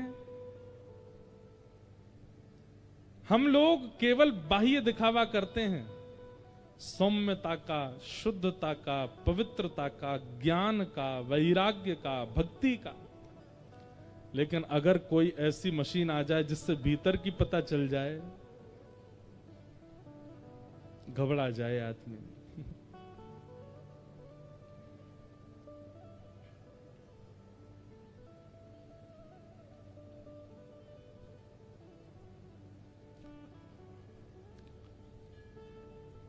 मंदा सुमंद मतयो मंद भाग्यायुपद्रुता पाखंड निरता संतो विरक्ता सपरिग्रह। अब यहां बहुत सारी ऐसी बातें कही गई हैं, सुनने में कई लोगों को यूं कष्ट सा भी होगा, अरे भाई ये तो बहुत ज्यादा बता रहे हैं, ऐसा भी पाप होता है, ये भी पाप होता है, ऐसा भी होता है। लेकिन ठीक है, पृथ्वी पर सब हो रहा है। नारद जी महाराज बड़े पीड़ित हो गए इन सब बातों से। तब नारद जी वृंदावन पहुंचे, और वृंदावन में उन्होंने क्या देखा कि एक युवती, परम सुंदरी युवती, और उसकी गोद में दो वृद्ध लेटे हैं। जैसे ही गए तो वो युवती नारद जी को रोकने लगी। भो भो साधो क्षणम तिष्ठत मच्चिंतामपि नाशय दर्शनम तव लोकस्य सर्वथा गहरम परम। पापम गंगा पापम शशीतापम दैन्यम कल्पतरुस्तथा पापम तापम च दैन्यम च हरन्ति संत सज्जन। बंधुओं, वैष्णव दर्शन जरूर किया करो। एक बार को मंदिर दर्शन आप नहीं कर पाओ चलेगा, लेकिन कोई वैष्णव, कोई भजनानंदी, कोई महापुरुष यदि आपके नगर में आता है तो उसको जरूर मिला करो। शास्त्र कहते हैं कि गंगा पाप मिटाती है, शशि तापम, चंद्रमा की जो प्रकाश है ना, आजकल तो हम भी आपकी तरह घरों में ही सोते हैं, पहले लोग छतों पे सोते थे, इसलिए ज्यादा बीमार नहीं पड़ते थे। क्यों? चंद्रमा की जो किरण है ना, उसमें औषधि तत्व होता है, इसलिए कई बार कहते हैं जल, चंद्रमा की छांव में जल रखो, खीर रखो और दूध रखो, ऐसे रखते हैं, फिर उसको सेवन करते हैं, उससे कई रोग दूर होते हैं। आज भी कहीं ना कहीं हम रोग निवृत्त इसलिए हैं क्योंकि हम सबके घरों में जो जल का स्रोत है वो ऊपर ही होता है, उस पर चंद्रमा की थोड़ी किरण तो पड़ती है। चंद्रमा की किरणों में कई औषधि तत्व होते हैं। गंगा पाप मिटाती है, चंद्रमा ताप मिटाता है, और स्वर्ग का कल्प वृक्ष दैन्यता मिटाता है, दरिद्रता मिटाता है। लेकिन ये तीनों एक साथ मिट जाते हैं जब किसी वैष्णव का आप दर्शन कर लेते हो, ठाकुर जी का नहीं, वैष्णव का।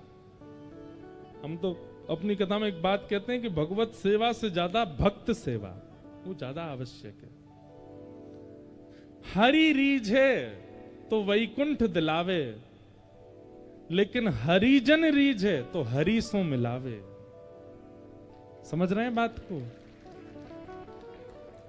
लिख लीजिएगा, हरि रीझे वैकुंठ दिलावे, स्वर्ग दिलावे, लेकिन कोई हरिजन रीझे तो हरि सो मिलावे।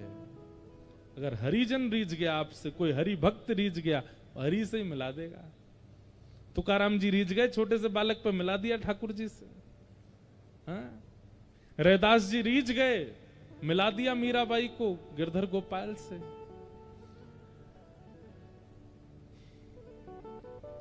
श्री रामानंदाचार्य जी रीझ गए, मिला दिया रैदास जी को राम जी से। भक्त जब तक आपसे प्रसन्न नहीं होगा, आप कितना भी भजन कीजिए, कितना भी साधन कीजिए, कितने भी अनुष्ठान कर लीजिए, कोई भक्त आपसे प्रसन्न नहीं हुआ तो हरि के दर्शन नहीं हो पाएंगे आपको। भैया आप चाहे एक बात हमारी सुनना, कितना भी टैक्स पे करो, कितना भी पैसा जमा करते रहो, इधर देखो सब लोग बहुत ध्यान से सुनो, लेकिन राष्ट्रपति नहीं मिलेगा आपसे। लेकिन राष्ट्रपति भवन में कार्य करने वाला वहां का कार्यकर्ता यदि आपका मित्र हो जाए, आपका संबंधी हो जाए, तो आपको बहुत बहुत नियमों का पालन, बहुत बुकिंग, बहुत प्रोसीजर करने की आवश्यकता नहीं है। वो मित्र आपको किसी दिन सहजता से मिलवा देगा। ठीक वैसे ही आप कितने भी यज्ञ, अनुष्ठान, धर्म के कार्य करते रहिए, लेकिन जब तक किसी हरिजन को प्रसन्न नहीं रखोगे, हरिजनों के प्रति आपकी भावना नहीं होगी, हरि नहीं मिलेंगे। इसलिए कथा का उद्देश्य भगवत सेवा प्रकट होना नहीं है कि आपके चित्त में ठाकुर जी की सेवा प्रकट हो। कथा का उद्देश्य हरिजनों की सेवा, हरिजनों की सेवा,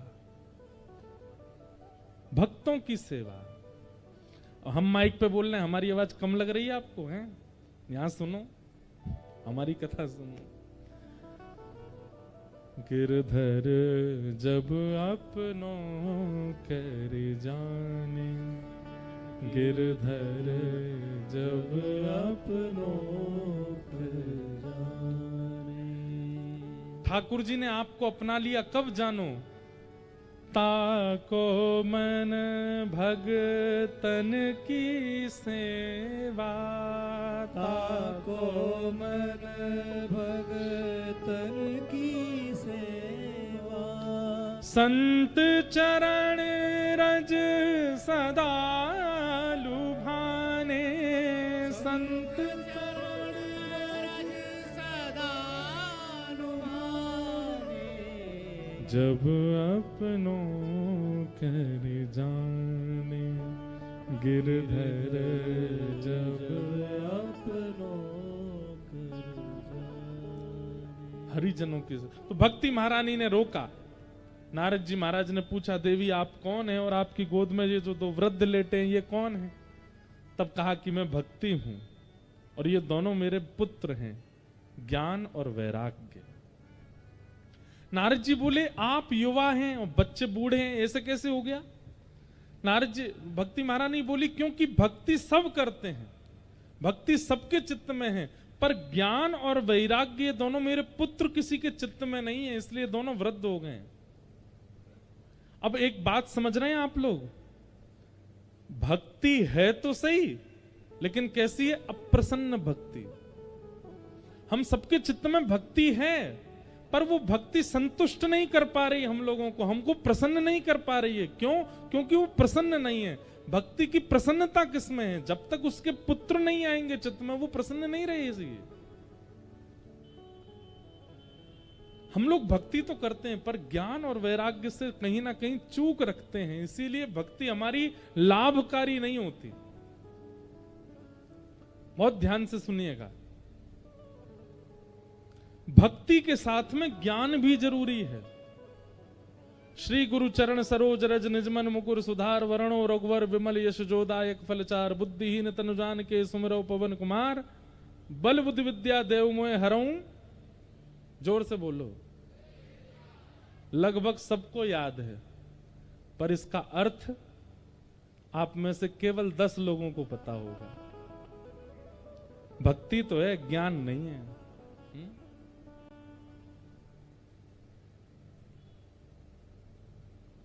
धर्मो रक्षति रक्षितः सबको पता है, पर ज्ञान नहीं है। घर पर आए मेहमान को तिलक लगाते हैं, चंदन लगा के फिर अक्षत लगाते हैं। सम्मान तो है, पर ज्ञान नहीं है। क्यों लगाते हैं? ये चावल क्यों लगाए जाते हैं किसी के माथे पर? उसके पीछे कारण क्या है? घर पर आए मेहमान, घर पर आए संतों के चरण क्यों छुए जाते हैं? क्या कारण है उसका? सूर्य उदय से पहले उठ जाना चाहिए, सूर्यास्त के बाद बहुत देर तक जगना नहीं चाहिए। क्या कारण है उसका? शंकर जी पर पंचामृत क्यों चढ़ाया जाता है? भक्ति तो सब में है, पर ज्ञान नहीं है। नवरात्रि में व्रत क्यों किए जाते हैं? 16 सोमवार क्यों किए जाते हैं?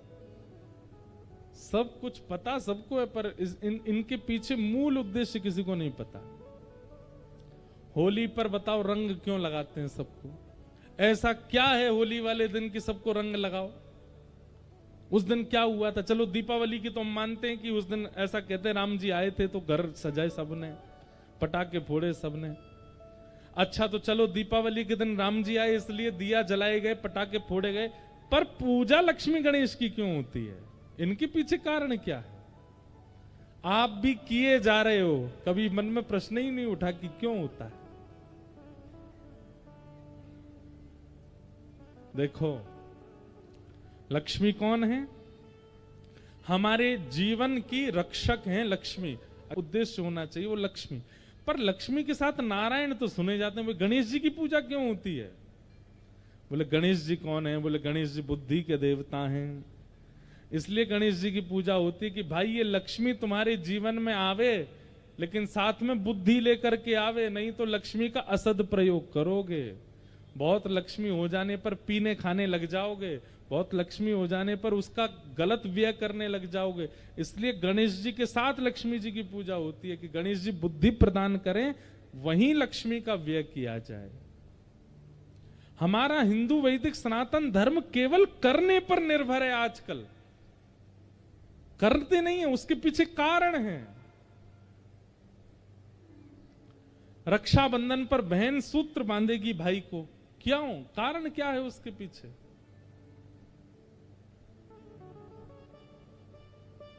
सब ऐसे ही नहीं है हमारे यहां। बस हम लोग भक्ति में युक्त होकर के कर सब रहे हैं, पर ज्ञान की हमको इच्छा ही नहीं होती है। इसीलिए भक्ति है, लेकिन फिर भी हम अप्रसन्न रहते हैं, क्योंकि उसका पुत्र नहीं है हमारे पास ज्ञान। अच्छा, ये तो है संसारी आध्यात्मिक ज्ञान। कई ज्ञान ऐसे होते हैं वो जीवन उपयोगी होते हैं, जैसे निर्णयात्मिका बुद्धि,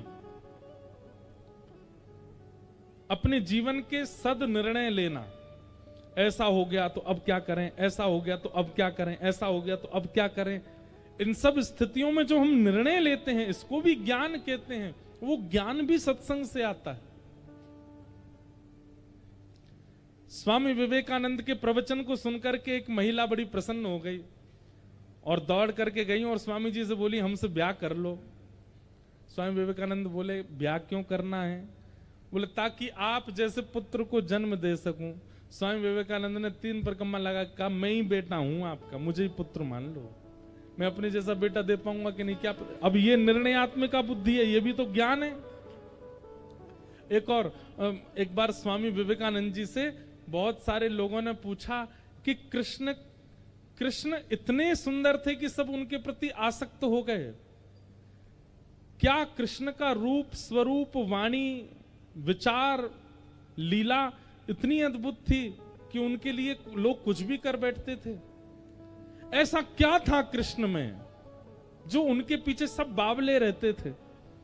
तो स्वामी विवेकानंद बोले इसका उत्तर हम अभी नहीं देंगे, कल के प्रवचन में देंगे। और कल का प्रवचन मंच पे नहीं होगा। तो बोले कहां होगा? पास में समुद्र है, दरिया है, समुद्र के तट पर होगा और खड़े खड़े हम प्रवचन करेंगे, खड़े खड़े आप सुनना। सब लोग पहुंच गए। स्वामी विवेकानंद समुद्र की तरफ कमर करके खड़े हो गए और सब श्रोता सामने समुद्र की तरफ मुख करके खड़े हो गए। और स्वामी जी ने जैसे प्रवचन करना प्रारंभ किया, एक एक शब्द बोलते और एक एक पांव पीछे करते समुद्र की ओर। अब जो जो स्वामी जी पीछे जाएं तो श्रोता भी सब पीछे जाने लगे उनके। करते करते करते करते इतने जलाशय में, समुद्र के अंदर प्रवेश कर गए। तभी स्वामी विवेकानंद जी सब श्रोताओं से बोले तुम सब लोग कहां खड़े थे और अब कहां आ गए, देखना जरा। सब बोले हम तो किनारे पर थे, भीतर आ गए। स्वामी विवेकानंद जी बोले मुझ जैसे सामान्य मानव की बात सुनते सुनते जब किनारे से समुद्र के भीतर आ गए तो जिनकी बातें मैं सुनाता हूं उन कृष्ण का जब रूप पृथ्वी पर रहा होगा तो लोगों की स्थिति कैसी हुई होगी, इसका अनुमान अपने आप लगा लो।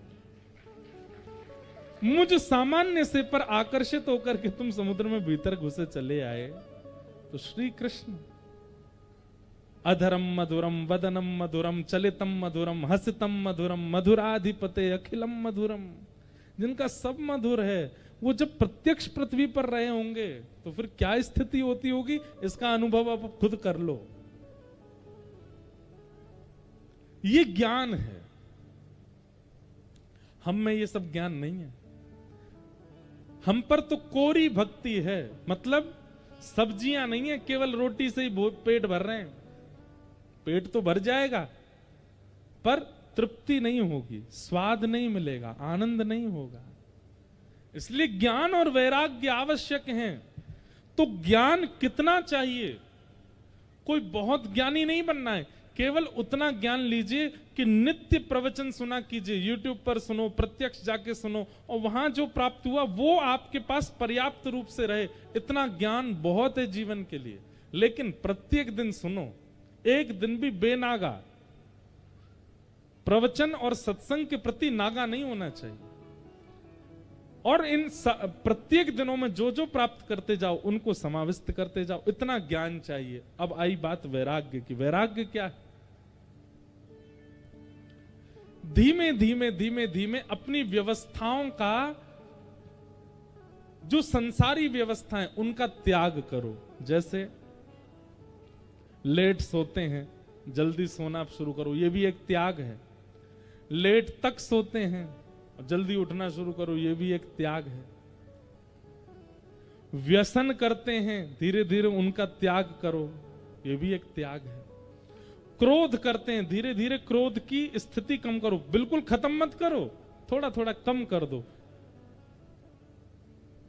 लोभ करते हैं, उसकी स्थिति कम करो। भोग करते हैं, उसकी स्थिति कम करो। हम आपसे स्पष्ट रूप से कह रहे हैं, अपने जो व्यवहार हैं उनको खत्म मत करो, काम, क्रोध, लोभ, मोह, ईर्ष्या, द्वेष, अभिनिवेश, अहंता, ममता, जो भी है आपके अंदर, उसको खत्म मत कीजिए।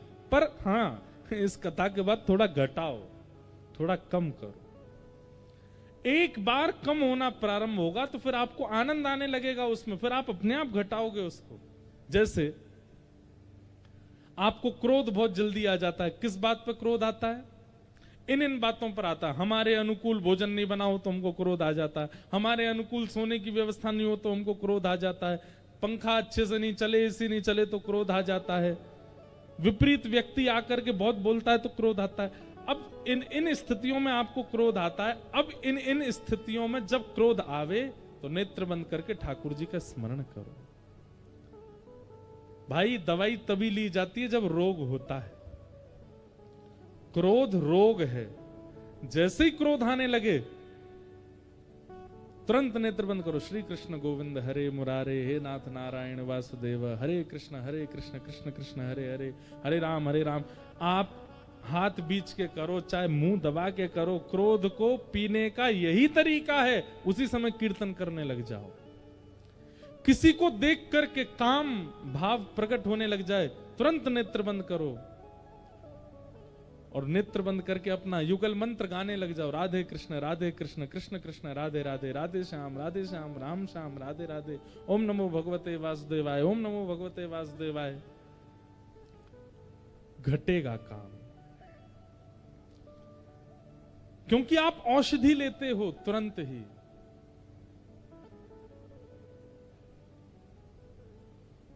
तो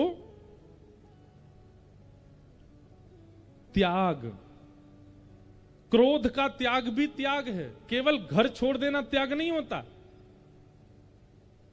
क्रोध का त्याग भी त्याग है, भोग का त्याग भी त्याग है, काम का, लोभ का, ईर्ष्या का, द्वेष का, अभिनिवेश का, अपनी बुद्धिमत्ता का, जो चतुराई है चित्त में, इन सब का त्याग भी परम विशिष्ट त्याग है। वो त्याग करो, वही वैराग्य है। और सबसे बड़ी बात कहें, भोग्य वस्तु सामने है लेकिन आपका मन विचलित नहीं होता उसके प्रति, ये सबसे बड़ा वैराग्य है।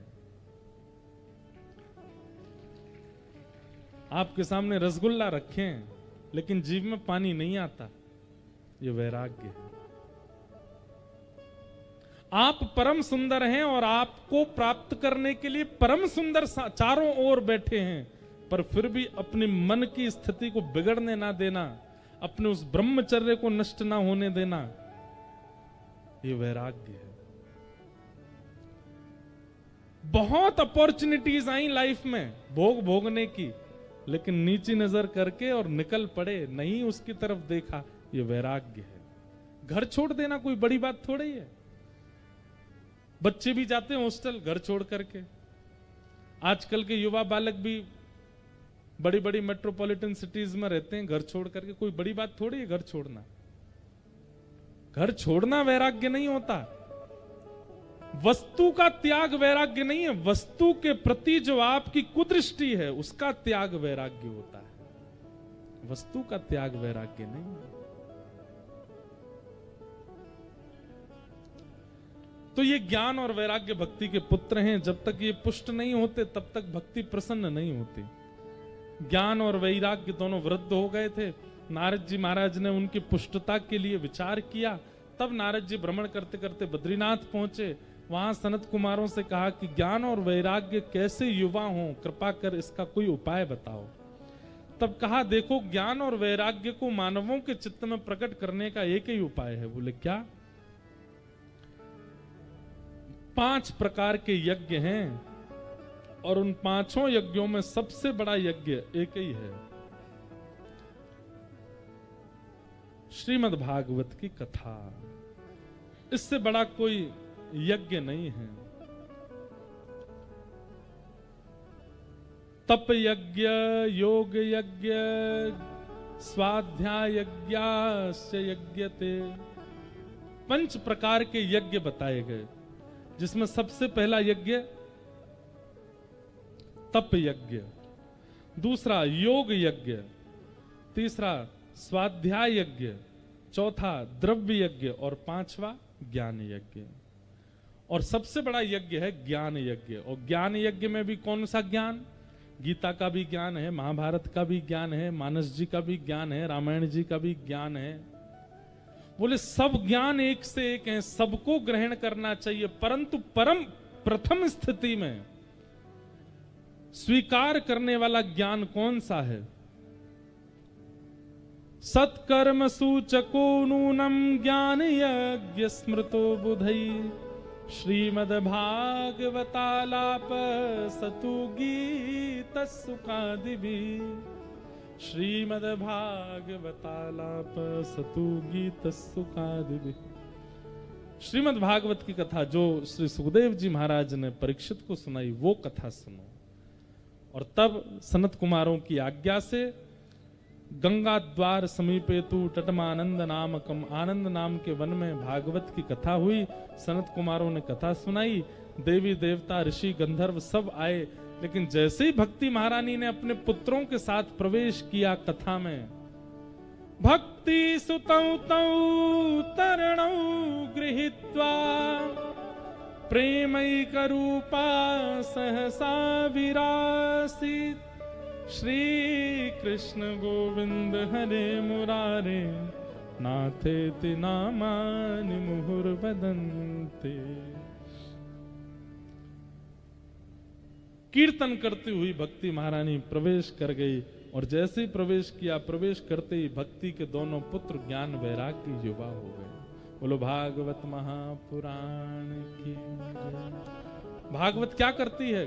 ज्ञान और वैराग्य को युवा करती है। आप 4:30 बजे से कथा सुन रहे हैं, 4:30 पौने 5 बजे से, अभी पौने 7 बजने को हैं। अभी तक कितनों का ज्ञान उत्थापित हो गया होगा, कितनों के चित्त में वैराग्य आ गया होगा। कई तो सोच रहे होंगे यही है महाराज जी, 7वें दिन इन्हीं के पीछे ही लग लूंगा, घर परिवार सब छोड़ दूंगा, हो गया काम, अब नहीं रहना, ये संसार पर आया। कई लोग अपनी पत्नियों को जाके बोलेंगे अब तुम संभालो घर, हम तो महाराज जी के संग बोलेंगे। वैराग्य आ गया होगा, ज्ञान आ गया होगा, लेकिन ये स्थिर नहीं आए हैं। अभी स्थिर नहीं आए हैं। 7वें दिन जैसी कथा पूरी होगी, 1-2 दिन तक और थोड़ा सा गम लगेगा, फिर से वैसे ही हो जाओगे जैसे पहले थे। कथा सुनने की सार्थकता कैसी कि 7 दिन में कथा ने जैसा आपका निर्माण कर दिया, आप उस निर्माण को बरकरार रखो, तब समझो कि आपने कथा सुनी। नहीं तो कथाएं भागवत तो बहुत होती हैं दुनिया में, उसका कोई प्रभाव नहीं होता। इस प्रकार भागवत जी का महात्म्य सुनाया गया। महात्म्य में फिर गोकर्ण की कथा सुनाई गई, जहां पर आत्मदेव नाम के ब्राह्मण, उनके पुत्र नहीं था। संतों ने कृपा करके एक फल दिया, फल को गैया को खिला दिया पत्नी ने, उनके गर्भ से गोकर्ण हुए। और पत्नी अपनी सहेली के बालक को ले आई, उसका नाम धुंधुकारी हुआ। धुंधुकारी दुष्ट हुआ बड़े होकर के, और गोकर्ण पंडित ज्ञानी बने। सबको कथा पता है, हम केवल महात्म्य विश्राम कर रहे हैं। और कल से कथा का समय वैसे तो 3 बजे से है यहाँ पर आप लोग समय से आ जाइए और फिर कथा का क्रम हम लोग श्रवण करेंगे। दूसरी बात,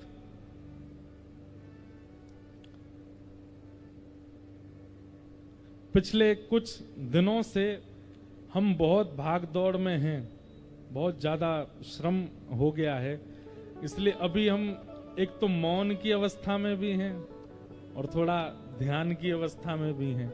इसलिए हम ज्यादा अभी संपर्क और मिलन सबसे कर नहीं रहे हैं। इसलिए आप लोग केवल कथा में ही दर्शन लाभ ले लीजिए। बाकी एक दिन सबसे मिलेंगे भी, सबके भाव स्वीकार करेंगे, वो हम कल बता देंगे कौन सी तारीख को हम सबसे मिलेंगे। उसके अलावा आप लोग श्रमित मत होना, गर्मी का समय है, सुबह कहीं आप लोग आ जाओ। और हमारा फिर नर्मदा जी पास में है, बिना स्नान के तो मन लगेगा नहीं, तो हो सकता है कि हम रोज ही चले जाएं, रोज ही स्नान के लिए हों। तो अभी हम ये पवई की जो कथा है यहाँ जो हो रही है, इसमें हम थोड़े अपने साधना भाव को करने के भाव से आए हैं कि श्री नर्मदा जी का तट है, तो हम बहुत कम समय एक स्थान पर रहेंगे। हम भ्रमण में ज्यादा रहेंगे, कभी कहीं कभी कहीं कभी कहीं कभी कहीं, इसलिए ज्यादा मिलना हमारा सबसे हो नहीं पाएगा। एक दिन का हम समय सबको बताएंगे, उस दिन हम सबसे मिल लेंगे, क्योंकि अभी बहुत जबलपुर के लोग हैं, बहुत वैष्णव अभी कथा में आने के इच्छुक हैं, छोटे छोटे बालक हैं, युवा हैं। एक जबलपुर की यूनिवर्सिटी में भी एक दिन का कार्यक्रम है, वो भी सब करने का ना करने का विचार अभी चल रहा है। तो सबसे बढ़िया मिलन का समय यही है। आप लोग कथा में आइए, खूब भाव से कथा सुनो और उसके बाद फिर अपने अपने घर को प्रस्थान करें। कल से हम ज्यादा विलंब भी नहीं करेंगे, क्योंकि जो लोग दूर से आ रहे हैं उनको कहीं कष्ट ना हो अपने स्थान पर पहुंचने में। समय से कथा का प्रारंभ करने का प्रयास करेंगे। कथा से पहले और कथा के बाद मौन रहता है और अपरस भी रहता है, स्पर्श नहीं करते किसी का। आप लोग दूर से ही प्रणाम कर लिया करो, दूर से ही वंदन कर लिया करो। ये कुछ नियम ऐसे बना लिए हैं संतों की आज्ञा से, हमारे नहीं है। नासिक में हमारी कथा हुई थी, वहां के एक महाराज जी ने हमको ये नियम दिया है कि हम कथा में बिना स्पर्श के आते हैं और मौन रहते हैं। तो इसलिए आप लोग मिलते हैं, छूते हैं, तो फिर हम कह तो कुछ नहीं पाते, लेकिन निवेदन करते हैं कि आप दूर से ही कर लो।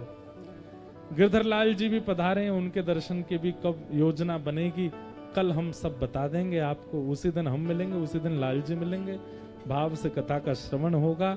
आइए आज के मंगल भाव को विश्राम देते हैं। 2 मिनट हरिनाम संकीर्तन करते हुए सब लोग अपने अपने घर को प्रस्थान करेंगे।